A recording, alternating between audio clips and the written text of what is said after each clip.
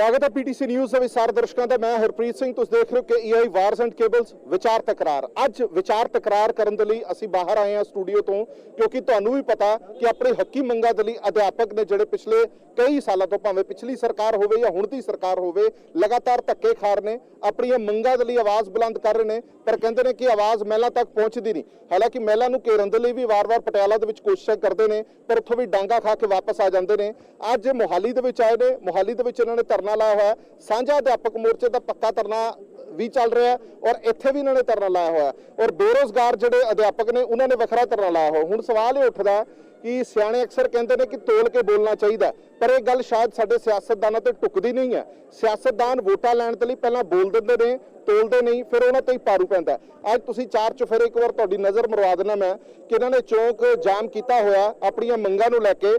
संयुक्त अध्यापक मोर्चा इन्हां दी की डिमांड्स ने, की मंगां ने, उहदे बारे भी गल करांगे। पर सवाल ये उठदा है कि 4.5 साल हो गए सरकार नूं और इस सरकार ने कहा सी कि आंदे ही असीं सब कुछ कर देवांगे। वो स्टेटमेंट्स इन्हां दे कोल भी हैगीआं ने जिहड़ियां वार-वार दिखाईआं जांदियां ने, जिहदे विच कैप्टन साहब कहंदे सीगे कि साडा माली भी तुहाडे तो वध तनख्वाह लैंदा, ते ਉਹ अध्यापक ਜਿਹੜੇ सड़कों ते ने ਉਹ ਪੜ੍ਹਾ ਕਿਵੇਂ ਸਕਦੇ ਨੇ। ਸਾਡਾ ਕੁਝ ਆਗੂ ਨੇ ਇਹਨਾਂ ਨਾਲ ਗੱਲ ਕਰਦੇ। ਵਿਕਰਮ ਦੇ ਸਭ ਤੋਂ ਪਹਿਲਾਂ ਮੈਂ ਤੁਹਾਡੇ ਤੋਂ ਜਾਣਨਾ ਚਾਹਨਾ, ਤੁਹਾਡੀ ਤਾਂ ਡਿਊਟੀ ਮੈਨੂੰ ਲੱਗਦਾ ਰਜਿੰਦਰਾ ਹਸਪਤਾਲ ਹੈ ਤੇ ਤੁਸੀਂ ਇੱਥੇ ਫਿਰਦੇ ਹੋ। ਦੇਖੋ ਅਫਸੋਸ ਇਹ ਆ ਵੀ ਸਾਡੇ ਮਹਿਕਮੇ ਦੇ ਵਿੱਚ ਸਭ ਤੋਂ ਉੱਚਾ ਉਹਦਾ ਸਿੱਖਿਆ ਸਕੱਤਰ ਦਾ, ਪਰ ਜੇ ਗੱਲ ਕਰੀਏ ਤਾਂ ਸਭ ਤੋਂ ਹੇਠਲੇ ਦਰਜੇ ਤੇ ਜੇ ਕੋਈ ਜਾ ਕੇ ਗਿਰਦੇ ਨੇ ਤਾਂ ਉਹ ਵੀ ਸਿੱਖਿਆ ਸਕੱਤਰ ਹੀ ਗਿਰਦੇ ਨੇ। ਉਹ ਕੀ ਸਮਝਦੇ ਨੇ ਕਿ ਅਸੀਂ ਲੋਕਾਂ ਦੇ ਲੀਡਰਾਂ, ਲੋਕਾਂ 'ਚ ਨਹੀਂ ਰਹਾਂਗੇ। ਤੁਸੀਂ ਲਾ ਕੇ 2 ਟਕੇ ਦੀਆਂ ਡਿਊਟੀਆਂ ਤੁਸੀਂ ਸਮਝਦੇ ਹੋ ਕਿ ਸੂਬੇ ਦੇ ਕਨਵੀਨਰ ਨੂੰ ਤੁਸੀਂ ਉੱਥੇ ਪਟਿਆਲੇ ਡੱਕ ਲਓਗੇ। ਇਸ ਕਰਕੇ ਅਸੀਂ ਅਧਿਆਪਕਾਂ ਦੇ ਵਿੱਚ ਆਏ ਹਾਂ। ਸਾਡਾ ਇੱਥੇ ਅੱਜ ਜਿਹੜਾ ਧਰਨਾ ਲਾਉਣ ਦਾ ਬੁਨਿਆਦੀ ਮਸਲਾ ਉਹ ਪੰਜਾਬ ਦਾ ਸਿੱਖਿਆ ਸਕੱਤਰ ਆ, ਜਿਹੜਾ ਕਿ ਸਿੱਖਿਆ ਦੇ ਜੜ੍ਹਾਂ ਦੇ ਵਿੱਚ ਤੇਲ ਪਾ ਰਿਹਾ। ਜਿਹੜੀ ਮੋਦੀ ਸਰਕਾਰ ਦੀ ਖੇਤੀ ਕਾਨੂੰਨਾਂ ਦੀ ਕੈਪਟਨ ਸਰਕਾਰ ਵਿਰੋਧ ਕਰਦੀ ਆ, ਉਸੇ ਸਰਕਾਰ ਦੀ ਜਿਹੜੀ ਉਜਾੜਾ ਕਰਨ ਵਾਲੀ ਸਿੱਖਿਆ ਦਾ ਨੀਤੀ ਆ, ਜਿਹੜੀ ਰਾਸ਼ਟਰੀ ਸਿੱਖਿਆ ਨੀਤੀ, ਉਸ ਨੂੰ ਇਹ ਪੱਬਾਂ ਭਾਰ ਹੋ ਕੇ ਲਾਗੂ ਕਰਨ ਲੱਗਿਆ ਹੋਇਆ। पर सवाल ये उठता है कि बार-बार जो सरकार दावे करती है कि ਅਸੀਂ ਸਾਰੀਆਂ ਡਿਮਾਂਡਸ ਦੀ ਗੱਲ ਕਰਾਂਗੇ, ਤੁਹਾਡੇ ਨਾਲ ਚਰਚਾ ਕਰਨ ਦੇ ਲਈ ਵੀ ਰਾਜੀ ਹੋ ਜਾਂਦੇ ਨੇ, ਅਧਿਆਪਕਾਂ ਨੂੰ ਸੱਦਾ ਵੀ ਦਿੱਤਾ ਜਾਂਦਾ, ਮੀਟਿੰਗਾਂ ਵੀ ਹੁੰਦੀਆਂ, ਪਰ ਗੱਲ ਸਿਰੇ ਕਿਉਂ ਨਹੀਂ ਚੜ ਪਾਉਂਦੀ? ਕੋਈ ਸੱਦਾ ਨਹੀਂ ਹੈਗਾ। ਪਹਿਲਾਂ 3 ਮਈ ਦਾ ਸਿੱਖਿਆ ਮੰਤਰੀ ਨੇ ਸਾਂਝੇ ਅਧਿਆਪਕ ਮੋਰਚੇ ਨੂੰ ਸੱਦਾ ਦਿੱਤਾ, ਮੀਟਿੰਗ ਤੋਂ ਭੱਜ ਗਿਆ। ਉਸ ਤੋਂ ਬਾਅਦ 7 ਜੂਨ ਨੂੰ ਅਸੀਂ ਆ ਕੇ ਇੱਥੇ ਨੋਟਿਸ ਦੇ ਕੇ ਆਏ ਆ ਕਿ ਅਸੀਂ 18 ਜੂਨ ਨੂੰ ਧਰਨਾ ਲਗਾਉਣਾ, ਉਸ ਤੋਂ ਪਹਿਲਾਂ ਸਾਡੇ ਨਾਲ ਗੱਲਬਾਤ ਕਰੋ। ਕੋਈ ਗੱਲਬਾਤ ਨਹੀਂ ਹੁੰਦੀ। ਕੱਲ ਵੀ ਸਿੱਖਿਆ ਮੰਤਰੀ ਨੂੰ ਮਿਲਾਇਆ ਜਾਂਦਾ, ਉਸ ਨੂੰ ਮੰਗ ਪੱਤਰ ਦਵਾ ਦਿੱਤਾ ਜਾਂਦਾ ਤੇ ਉਹ ਕਹਿੰਦੇ ਨੇ ਕੋਈ ਗੱਲ ਨਹੀਂ, ਹਫ਼ਤੇ ਬਾਅਦ ਦੇਖਾਂਗੇ। ਤਾਂ ਇਸ ਤਰੀਕੇ ਨਾਲ ਲਾਰੇਬਾਜ਼ੀ ਚੱਲ ਰਹੀ ਆ। ਗੱਲਬਾਤ ਦੇ ਟੇਬਲ ਤੇ ਆਉਣ ਨੂੰ ਵੀ ਤਿਆਰ ਨਹੀਂ ਹੈਗੇ ਇਹ। ਤੁਹਾਡੀਆਂ ਡਿਮਾਂਡਸ ਕੀ ਨੇ? ਮੋਟੀਆਂ ਗੱਲਾਂ ਕਿਹੜੀਆਂ ਨੇ ਜਿਹੜੀਆਂ ਲੱਗਦਾ ਤੁਹਾਨੂੰ ਸਰਕਾਰ ਮੰਨ ਨਹੀਂ ਰਹੀ? ਦੇਖੋ ਜੀ, ਬੜਾ ਪੰਜਾਬ ਦੇ ਲੋਕਾਂ ਨੂੰ ਪਤਾ ਹੈ, ਤੁਹਾਨੂੰ ਵੀ ਪਤਾ ਹੈ ਵੀ ਪੰਜਾਬ 'ਚ ਸਰਕਾਰ ਬਣਨ ਤੋਂ ਪਹਿਲਾਂ, ਮੈਂ ਪੂਰੀ ਡਿਟੇਲ ਦੀ ਗੱਲਾਂ ਕਰਾਂ, ਜੇ ਮੁਲਾਜ਼ਮਾਂ ਦੀ ਜਾਂ ਸਾਡੇ ਧਰਨੇ ਦੀ ਗੱਲ ਕਰਾਂ, 4 ਬੇਸਿਕ ਚੀਜ਼ਾਂ ਸੀ। 4 ਬੇਸਿਕ ਚੀਜ਼ਾਂ 'ਚੋਂ ਸਭ ਤੋਂ ਪਹਿਲੀ ਇਸ ਹਕੂਮਤ ਨੇ ਪੰਜਾਬ ਦੇ ਲੋਕਾਂ ਨਾਲ ਇਹ ਵਾਅਦਾ ਕੀਤਾ ਕਿ ਘਰ ਨੌਕਰੀ ਦੇਣੀ। ਉਹ ਵਾਅਦਾ ਇਹਨਾਂ ਦਾ ਹਵਾ ਹੋ ਗਿਆ, ਹੁਣ ਤੱਕ ਪੂਰਾ ਨਹੀਂ ਹੋਇਆ। ਦੂਜਾ ਇਹਨਾਂ ਦਾ ਵਾਅਦਾ ਸੀ ਕਿ ਅਸੀਂ ਜਿੰਨੇ ਵੀ ਮੁਲਾਜ਼ਮ ਆ ਉਹ ਕਿਸੇ ਵੀ ਡਿਪਾਰਟਮੈਂਟ ਦੇ ਸਾਡੇ ਸਿੱਖਿਆ ਵਿਭਾਗ ਦੇ ਸਮੇਤ ਅਸੀਂ ਪਰਮਾਨੈਂਟ ਕਰਨੇ, ਉਹ ਪਰਮਾਨੈਂਟ ਨਹੀਂ ਕੀਤੇ ਹੁਣ ਤੱਕ। ਤੀਜਾ ਵਾਅਦਾ ਸੀ ਕਿ ਅਸੀਂ ਪੇ ਕਮਿਸ਼ਨ ਤੇ ਜਿਹੜਾ ਡੀਏ ਆ ਉਹ ਪਹਿਲੀ ਸਰਕਾਰ ਦੀ ਤਰ੍ਹਾਂ ਟੁੱਟੂਗਾ ਨਹੀਂ, ਅਸੀਂ ਆਉਂਦੀ ਸਾਰੀ ਦੇ ਦੇਣਾ ਹੈ। ਚੌਥਾ ਪੁਰਾਣੀ ਪੈਨਸ਼ਨ ਬਹਾਲ ਕਰਨ ਦਾ ਸੀ। ਬਾਕੀ ਉਹ ਤੋਂ ਬਿਨਾਂ ਹੋਰ ਵਿਭਾਗੀ ਹੋਰ ਮਸਲੇ ਬਹੁਤ ਕੁਛ ਆ। ਇਸ ਕਰਕੇ ਇਹ ਬੇਸਿਕ ਚੀਜ਼ਾਂ ਤੋਂ ਵੀ ਸਰਕਾਰ ਹੁਣ ਤੱਕ ਲਾਗੂ ਨਹੀਂ ਕਰ ਸਕੀ। ਔਰ ਜਿੱਥੋਂ ਤੱਕ ਸਾਡੇ ਵਿਭਾਗ ਦੇ ਅੰਦਰ ਜੋ ਰਵੱਈਆ ਚੱਲ ਰਿਹਾ, ਜਦੋਂ ਅਧਿਆਪਕਾਂ ਦੀ ਤਨਖਾਹ ਕੱਟੀ ਉਦੋਂ ਵੀ ਜਾਲੀ ਅੰਕੜੇ ਬਣਾਏ ਤੇ ਜਾਲੀ ਅੰਕੜਿਆਂ ਦੇ ਆਧਾਰ ਦੇ ਉੱਤੇ ਬਾਅਦ ਦੇ ਵਿੱਚ ਜਬਰੀ ਉਹ ਫੈਸਲਾ ਜਿਹੜਾ ਪੰਜਾਬ ਦੇ ਅਧਿਆਪਕਾਂ ਤੇ ਥੋਪਿਆ ਗਿਆ। ਉਸੇ ਤਰ੍ਹਾਂ ਹੁਣ ਵੀ ਉਹੀ ਵਤੀਰਾ ਚੱਲਦਾ।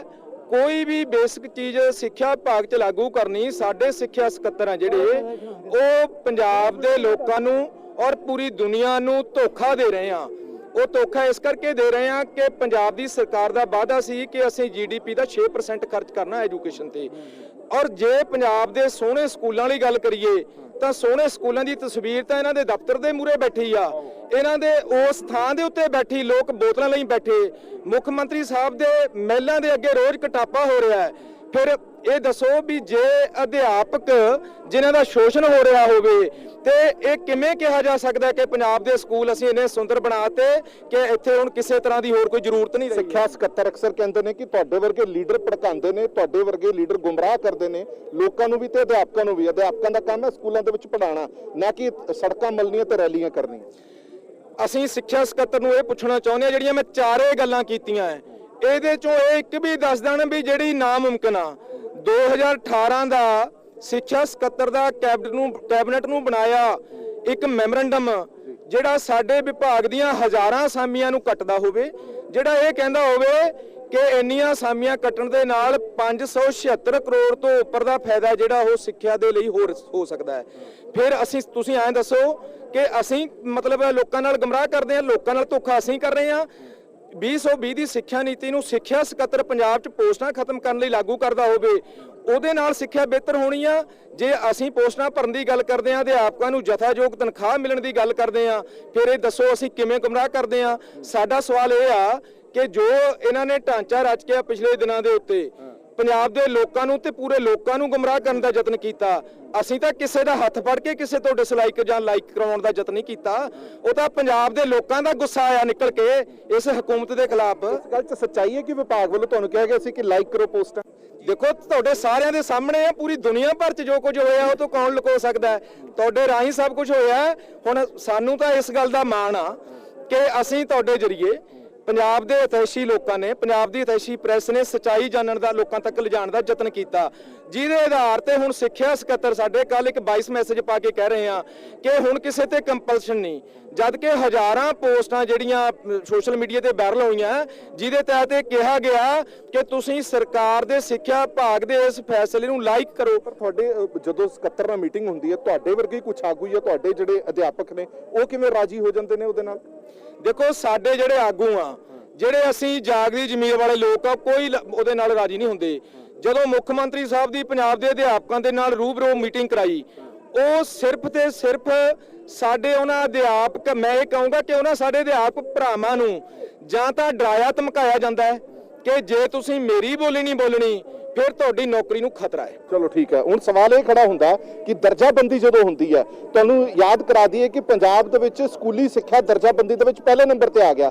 ਜੇ ਆਗੂ ਕਹਿੰਦੇ ਨੇ ਕਿ ਅਧਿਆਪਕ ਪੂਰੇ ਨਹੀਂ, ਤਨਖਾਹ ਪੂਰੀ ਨਹੀਂ ਮਿਲਦੀ, ਪੜ੍ਹਾਈ ਠੀਕ ਨਹੀਂ ਹੁੰਦੀ, ਤੇ ਦਰਜਾਬੰਦੀ ਦੇ ਵਿੱਚ ਪੰਜਾਬ ਪਹਿਲੇ ਨੰਬਰ 'ਚ ਕਿਵੇਂ ਆ ਗਿਆ? ਮੈਂ ਸਰਦਾਰ ਸਾਹਿਬ ਤੁਹਾਡੇ ਤੋਂ ਪੁੱਛਣਾ ਚਾਹਨਾ ਵੀ ਸਕੂਲੀ ਸਿੱਖਿਆ ਦੇ ਵਿੱਚ ਪੰਜਾਬ ਪਹਿਲੇ ਨੰਬਰ ਤੇ ਹੈ, ਤੁਸੀਂ ਸੜਕਾਂ ਤੇ ਹੋ, ਤੁਸੀਂ ਕਹਿੰਦੇ ਹੋ ਕਿ ਅਧਿਆਪਕ ਘੱਟ ਹੈ, ਅਧਿਆਪਕਾਂ ਨੂੰ ਤਨਖਾਹ ਪੂਰੀ ਨਹੀਂ ਮਿਲਦੀ, ਫਿਰ ਸਰਕਾਰ ਦਾ ਦਾਅਵਾ ਪਹਿਲੇ ਨੰਬਰ ਤੇ ਅਸੀਂ ਆ ਗਏ, ਅਸੀਂ ਕਿਵੇਂ ਆ ਗਏ ਪਹਿਲੇ ਨੰਬਰ ਤੇ? ਪਹਿਲੀ ਗੱਲ ਤਾਂ ਪੰਜਾਬ ਸਕੂਲੀ ਸਿੱਖਿਆ 'ਚ ਪਹਿਲੇ ਨੰਬਰ ਤੇ ਨਹੀਂ, ਸਿਰਫ ਸਕੂਲਾਂ ਦਾ ਜਿਹੜਾ ਇਨਫਰਾਸਟ੍ਰਕਚਰ ਆ, ਸਹਾਇਕ ਢਾਂਚਾ ਹੈ, ਉਹਨੂੰ ਲਿਸ਼ਕਾ ਪੁਸ਼ਕਾ ਕੇ, ਉਹ ਵੀ ਬਹੁਤਾ ਅਧਿਆਪਕਾਂ ਦਾ ਯੋਗਦਾਨ ਆ ਤੇ ਪਿੰਡਾਂ ਦੇ ਲੋਕਾਂ ਦਾ, ਉਹ ਪਹਿਲੇ ਨੰਬਰ ਤੇ ਆ।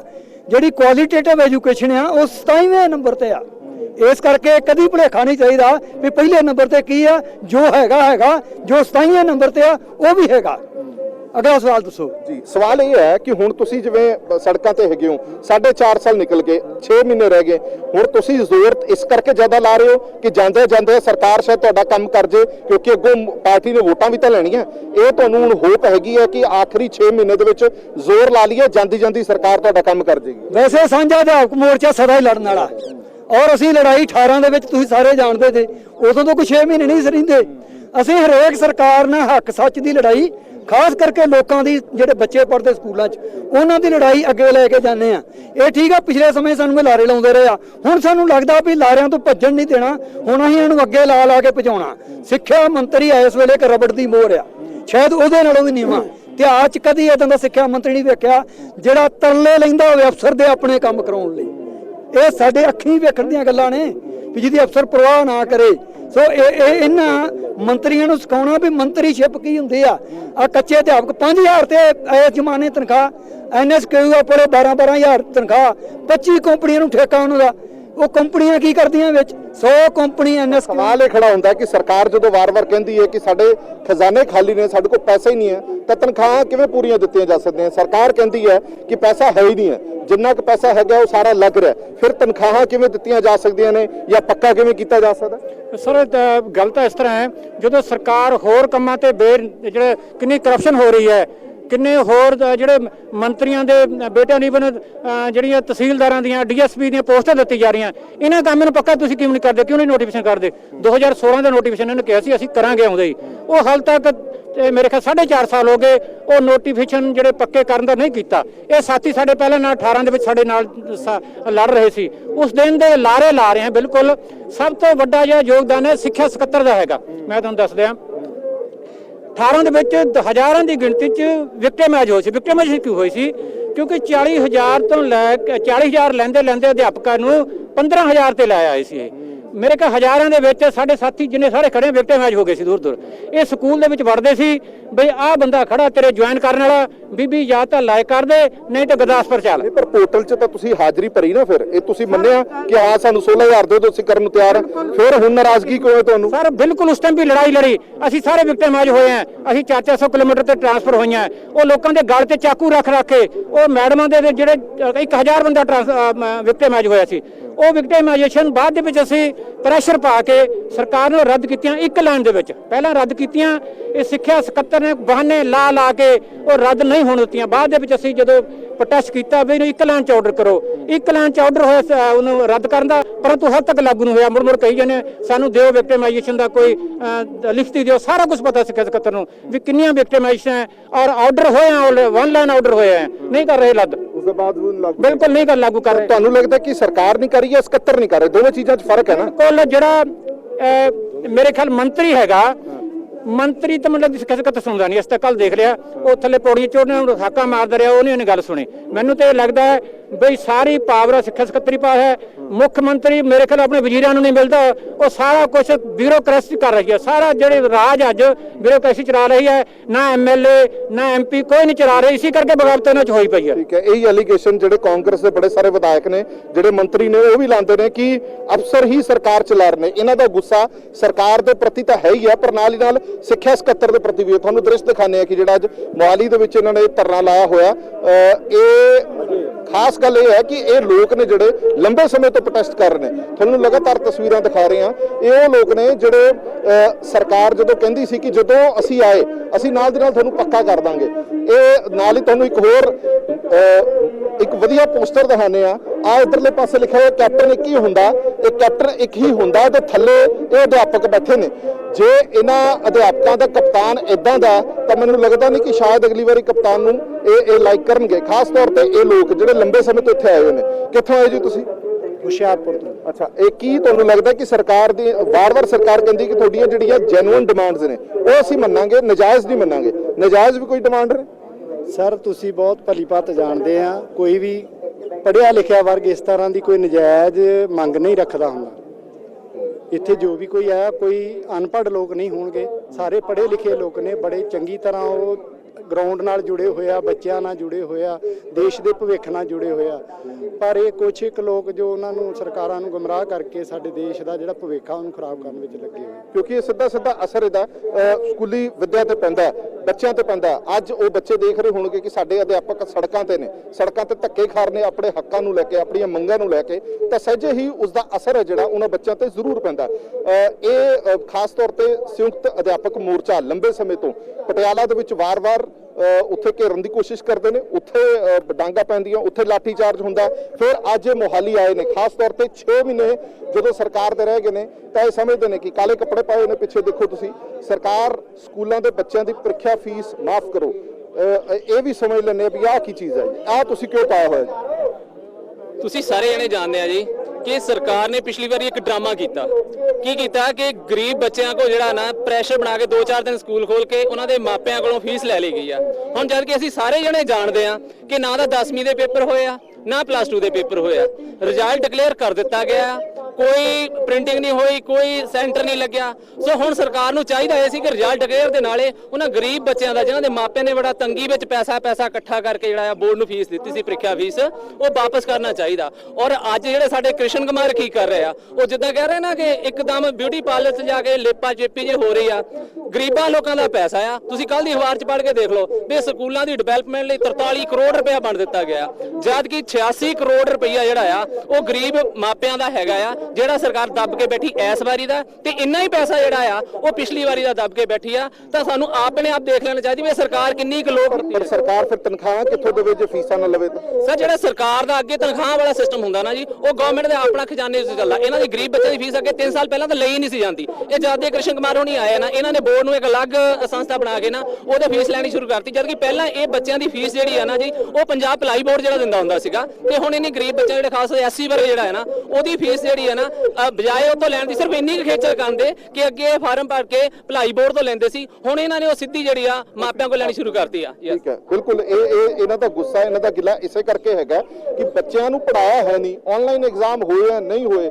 ਸਰਕਾਰ ਦਾ ਇਹ ਫਰਜ਼ ਬਣਦਾ ਸੀਗਾ ਕਿ ਆਪਣੇ ਤੌਰ ਤੇ ਇਹ ਸਾਰਾ ਕੁਝ ਹੋਣਾ ਚਾਹੀਦਾ ਸੀਗਾ, ਪਰ ਨਹੀਂ ਹੋ ਪਾਇਆ। ਦੂਜੇ ਪਾਸੇ ਤੁਹਾਨੂੰ ਇੱਧਰ ਦਿਖਾਉਂਦੇ, ਬੀਬੀਆਂ ਵੀ ਬੈਠੀਆਂ ਹੋਈਆਂ ਨੇ, ਹਰ ਤਰ੍ਹਾਂ ਦੇ ਲੋਕ ਤੁਹਾਨੂੰ ਇੱਥੇ ਨਜ਼ਰ ਆਣਗੇ, ਕਿਉਂਕਿ ਹਰੇਕ ਨੂੰ ਆਸ ਹੁੰਦੀ ਹੈ ਕਿ ਸਰਕਾਰ ਜਿਹੜੀ ਹੈ ਇਹ ਜਾਣ ਵਾਲੀ ਸਰਕਾਰ ਹੈਗੀ ਹੈ। ਜਾਂਦੇ ਜਾਂਦੇ ਸ਼ਾਇਦ ਸਾਡਾ ਹੱਥ ਪੱਲਾ ਕੋਈ ਫੜ ਜੇ, ਜਾਂਦੇ ਜਾਂਦੇ ਸ਼ਾਇਦ ਸਾਡੀਆਂ ਕੋਈ ਹੱਕੀ ਮੰਗਾਂ ਨੂੰ ਮੰਨ ਲਿਆ ਜਾਵੇ, ਕਿਉਂਕਿ ਖਾਸ ਤੌਰ ਤੇ ਜਦੋਂ ਵੀ ਸਰਕਾਰ ਦੇ ਕੋਲ ਇਹ ਲੋਕ ਜਾਂਦੇ ਨੇ ਪਰ ਲੋਕਾਂ ਨੂੰ ਡਾਂਗੇ ਮਿਲਦੀਆਂ ਨੇ। ਸਰਦਾਰ ਸਾਹਿਬ, ਤੁਹਾਨੂੰ ਆਸ ਤੇ ਉਮੀਦ ਹੈਗੀ?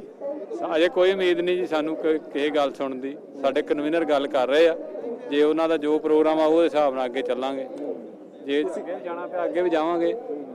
ਤੁਹਾਡੇ ਕੱਚੇ ਜਿਹੜੇ ਅਧਿਆਪਕ ਨੇ ਉਹਨਾਂ ਨੇ ਵੀ ਧਰਨਾ ਲਾਇਆ ਹੋਇਆ ਪੱਕਾ, ਤੁਸੀਂ ਵੀ ਇਸੇ ਮੂਡ 'ਚ ਹੋ? ਉਹਨਾਂ ਵੀ ਲਾਇਆ ਜੀ, ਅਸੀਂ ਵੀ ਇਸੇ ਮੂਡ 'ਚ ਆ। ਜਿੰਨਾ ਜੇ ਸਾਡੀਆਂ ਮੰਗਾਂ ਨਹੀਂ ਮੰਨੀਆਂ ਜਾਂਦੀਆਂ ਸੰਘਰਸ਼ ਜਾਰੀ ਰਹੂਗਾ। ਸੰਘਰਸ਼ ਜਾਰੀ ਰਹੇਗਾ ਜਦ ਤੱਕ ਮੰਗਾਂ ਨਹੀਂ ਮੰਨੀਆਂ ਜਾਂਦੀਆਂ। ਖਾਸ ਤੌਰ ਤੇ ਤੁਹਾਨੂੰ ਉੱਥੇ ਵੀ ਲੈ ਕੇ ਚੱਲਦੇ ਆ ਜਿੱਥੇ ਕੱਚਾ ਮੋਰਚਾ ਲੱਗਿਆ ਹੋਇਆ। ਸਾਡੇ ਨਾਲ ਦਲਜੀਤ ਵੀ ਮੌਜੂਦ ਨੇ ਜਿਹੜੇ ਲਗਾਤਾਰ ਕਵਰੇਜ ਵੀ ਕਰਦੇ ਰਹੇ ਨੇ। ਤੁਸੀਂ ਵੇਖਿਆ ਹੋਣਾ ਕਿ ਕੁਝ ਬੇਰੁਜ਼ਗਾਰ ਜਿਹੜੇ ਅਧਿਆਪਕ ਨੇ ਉਹਨਾਂ ਨੇ ਆਤਮ ਹੱਤਿਆ ਕਰਨ ਦੀ ਕੋਸ਼ਿਸ਼ ਵੀ ਕੀਤੀ। ਦਲਜੀਤ ਹੋਰਾਂ ਨੇ ਬੜੀ ਦਲੇਰੀ ਨਾਲ ਉਹਨਾਂ ਨੂੰ ਬਚਾਇਆ ਵੀ। ਦਲਜੀਤ, ਉੱਥੇ ਹੁਣ ਪੱਕਾ ਮੋਰਚਾ ਚੱਲ ਰਿਹਾ ਹਲੇ ਵੀ? ਬਿਲਕੁਲ ਆਪੇ ਉੱਥੇ ਜਿਹੜੇ ਕੱਚੇ ਅਧਿਆਪਕ ਹੈਗੇ ਲਗਾਤਾਰ ਆਪਣੀਆਂ ਮੰਗਾਂ ਨੂੰ ਲੈ ਕੇ ਡਟ ਗਏ ਨੇ। ਉਹਨਾਂ ਦਾ ਇਹੀ ਕਹਿਣਾ ਕਿ ਅਗਰ ਸਰਕਾਰ ਵੱਲੋਂ ਉਹਨਾਂ ਦੀ ਤਨਖਾਹ ਦੇ ਵਾਧਾ ਨਹੀਂ ਕੀਤਾ ਜਾਂਦਾ ਉਦੋਂ ਤੱਕ ਉਹ ਧਰਨੇ ਤੇ ਬੈਠੇ ਰਹਿਣਗੇ। ਦੂਜੇ ਜਿਹੜੇ ਕਿ ਉਹ ਛੱਤ ਉੱਪਰ ਬੈਠੇ ਸੀਗੇ ਬਿਲਡਿੰਗ ਦੇ ਸਿੱਖਿਆ ਵਿਭਾਗ ਦੀ, ਉਹ ਹਜੇ ਵੀ ਉੱਥੇ ਬੈਠੇ ਨੇ ਤੇ ਉਹਨਾਂ ਵਿੱਚੋਂ ਇੱਕ ਅਧਿਆਪਕ ਦੀ ਤਬੀਅਤ ਵੀ ਖਰਾਬ ਹੋ ਗਈ ਸੀ, ਜਿਹਦਾ ਡਾਕਟਰੀ ਮੁਆਇਨਾ ਕਰਾਇਆ ਗਿਆ ਤੇ ਉਹਦਾ ਇਲਾਜ ਕਰਾਇਆ ਗਿਆ। ਤੇ ਜਿਹੜੇ ਅਧਿਆਪਕ ਹੈਗੇ ਲਗਾਤਾਰ ਉਹ ਕਹਿੰਦੇ ਜਦੋਂ ਤੱਕ ਸਾਡੀ ਮੰਗਾਂ ਨਹੀਂ ਮੰਨੀਆਂ ਜਾਂਦੀਆਂ ਉਦੋਂ ਤੱਕ ਅਸੀਂ ਜਿਹੜੇ ਡਟੇ ਰਵਾਂਗੇ। ਚਲੋ ਆਓ ਹੁਣ ਤੁਹਾਨੂੰ ਉੱਥੇ ਵੀ ਲੈ ਕੇ ਚੱਲਦੇ ਆ, ਉਹਨਾਂ ਨਾਲ ਵੀ ਗੱਲਬਾਤ ਕਰਦੇ ਆ, ਉਹਨਾਂ ਦੀਆਂ ਵੀ ਮੰਗਾਂ ਤੁਹਾਡੇ ਤੱਕ ਪਹੁੰਚਾਉਂਦੇ ਆ ਕਿ ਜਿਹੜੀਆਂ ਉਹਨਾਂ ਦੀਆਂ ਡਿਮਾਂਡਸ ਨੇ ਉਹ ਜੈਨੂਅਨ ਨੇ ਜਾਂ ਨਹੀਂ ਜੈਨੂਅਨ। ਆਮ ਤੌਰ ਤੇ ਕਿਹਾ ਜਾਂਦਾ ਹੈ ਕਿ ਰੱਬ ਤੋਂ ਬਾਅਦ ਗੁਰੂ ਦਾ ਦਰਜਾ ਸਭ ਤੋਂ ਉੱਚਾ ਦਰਜਾ ਹੁੰਦਾ, ਕਿਉਂਕਿ ਉਹ ਗੁਰੂ ਹੀ ਸਾਨੂੰ ਇਹ ਦੱਸਦਾ ਕਿ ਤੁਹਾਡਾ ਸੱਚਾ ਮਾਰਗ ਕਿਹੜਾ, ਤੁਹਾਡਾ ਸਹੀ ਰਸਤਾ ਕਿਹੜਾ। ਤੇ ਅੱਜ ਉਹੀ ਗੁਰੂ ਰਾਹ ਦੇ ਵਿੱਚ ਬੈਠੇ ਹੋਏ ਨੇ, ਰਸਤੇ ਦੇ ਵਿੱਚ ਬੈਠੇ ਹੋਏ ਨੇ ਆਪਣੀਆਂ ਮੰਗਾਂ ਨੂੰ ਲੈ ਕੇ। ਕਈ ਸਾਲ ਹੋ ਗਏ ਨੇ ਇਹਨਾਂ ਨੂੰ, ਪਰ ਇਹਨਾਂ ਨੂੰ ਪੱਕਾ ਨਹੀਂ ਕੀਤਾ ਗਿਆ। ਹਾਰ ਕੇ ਮਜਬੂਰ ਹੋ ਕੇ ਅੱਜ ਕਈ ਇਹਨਾਂ ਦੇ ਸਾਥੀ ਛੱਤ ਤੇ ਚੜੇ ਹੋਏ ਨੇ ਤੇ ਕਈ ਇੱਥੇ ਧਰਨੇ 'ਚ ਗਰਮੀ 'ਚ ਬੈਠੇ ਹੋਏ ਨੇ। ਮਕਸਦ ਸਿਰਫ ਇਹੀ ਹੈ ਕਿ ਇਹਨਾਂ ਦਾ ਹੱਕ ਦਿੱਤਾ ਜਾਵੇ। ਹੁਣ ਸਵਾਲ ਇਹ ਉੱਠਦਾ ਕਿ ਕੀ ਇਹ ਜਿਹੜੀਆਂ ਗੱਲਾਂ ਵਾਰ-ਵਾਰ ਸਰਕਾਰ ਵੱਲੋਂ ਕੀਤੀਆਂ ਜਾਂਦੀਆਂ ਨੇ ਕਿ ਇਹ ਉਸ ਕ੍ਰਾਈਟੇਰੀਆ ਦੇ ਵਿੱਚ ਹੀ ਨਹੀਂ ਆਉਂਦੇ, ਇਹਨਾਂ ਨੂੰ ਪੱਕਾ ਕਿਵੇਂ ਕਰ ਦਈਏ, ਇਹ ਇੱਕ ਵੱਡਾ ਸਵਾਲ ਜ਼ਰੂਰ ਖੜਾ ਹੁੰਦਾ। ਸਭ ਤੋਂ ਪਹਿਲਾਂ ਮੈਂ ਤੁਹਾਡੇ ਤੋਂ ਇਸ਼ੂ ਜ਼ਰੂਰ ਸਮਝਣਾ ਚਾਹੁੰਦਾ। ਦਰਅਸਲ ਹੁੰਦਾ ਕੀ ਹੈ ਕਿ ਇੱਕ ਸੰਯੁਕਤ ਟੀਚਰ ਯੂਨੀਅਨ ਹੈਗੀ, ਇੱਕ ਤੁਹਾਡਾ ਮੋਰਚਾ ਲੱਗਿਆ ਹੋਇਆ। ਲੋਕਾਂ ਨੂੰ ਇਹ ਸਮਝ ਨਹੀਂ ਆਉਂਦਾ ਕਈ ਵਾਰੀ ਕਿ ਇਹ ਮੁੱਦਾ ਕੀ ਹੈ। ਤੁਹਾਡਾ ਪਹਿਲਾ ਮੁੱਦਾ ਕੀ ਹੈ, ਇਹ ਸਮਝਾਓ ਲੋਕਾਂ ਨੂੰ। ਮੁੱਦਾ ਸਰ ਇਹ ਹੈ ਵੀ ਸਾਡੀਆਂ ਸੇਵਾਵਾਂ ਜਿਹੜੀਆਂ ਕੱਚੀਆਂ ਹੁਣ ਤੱਕ ਅਸੀਂ ਸਿੱਖਿਆ ਵਿਭਾਗ ਦੇ ਵਿੱਚ 18 20 ਸਾਲ ਦੇ ਬਤੌਰ ਟੈਂਪਰੇਰੀ ਟੀਚਰ ਕੰਮ ਕਰ ਰਹੇ ਹਾਂ। ਸਾਡੀਆਂ ਸੇਵਾਵਾਂ ਨੂੰ ਰੈਗੂਲਰ ਕੀਤਾ ਜਾਵੇ। ਤੁਹਾਡੀਆਂ ਸੇਵਾਵਾਂ ਕਿਹਦੇ ਅੰਡਰ ਆਉਂਦੀਆਂ, ਕਿਹਦੇ ਅਧੀਨ ਆਉਂਦੀਆਂ? ਸਰ ਸਾਡੀਆਂ ਜਿਹੜੀਆਂ ਸਿੱਖਿਆ ਮੰਤਰਾਲਾ, ਸਾਡਾ ਸਿੱਖਿਆ ਮੰਤਰੀ ਜੀ ਨੇ ਤੇ ਸੀਐਮ ਸਾਹਿਬ ਹੈ, ਤੇ ਸੀਐਮ ਸਾਹਿਬ ਤਾਂ ਓਵਰਆਲ ਹੀ ਹੈ, ਬਿਊਰੋਕਰੇਟ ਹੈ ਜਿਨ੍ਹਾਂ ਨੇ ਪਾਲਿਸੀਆਂ ਬਣਾਉਣੀਆਂ ਸਾਡੀਆਂ, ਸੈਕਟਰੀ ਐਜੂਕੇਸ਼ਨ ਜੀ ਨੇ।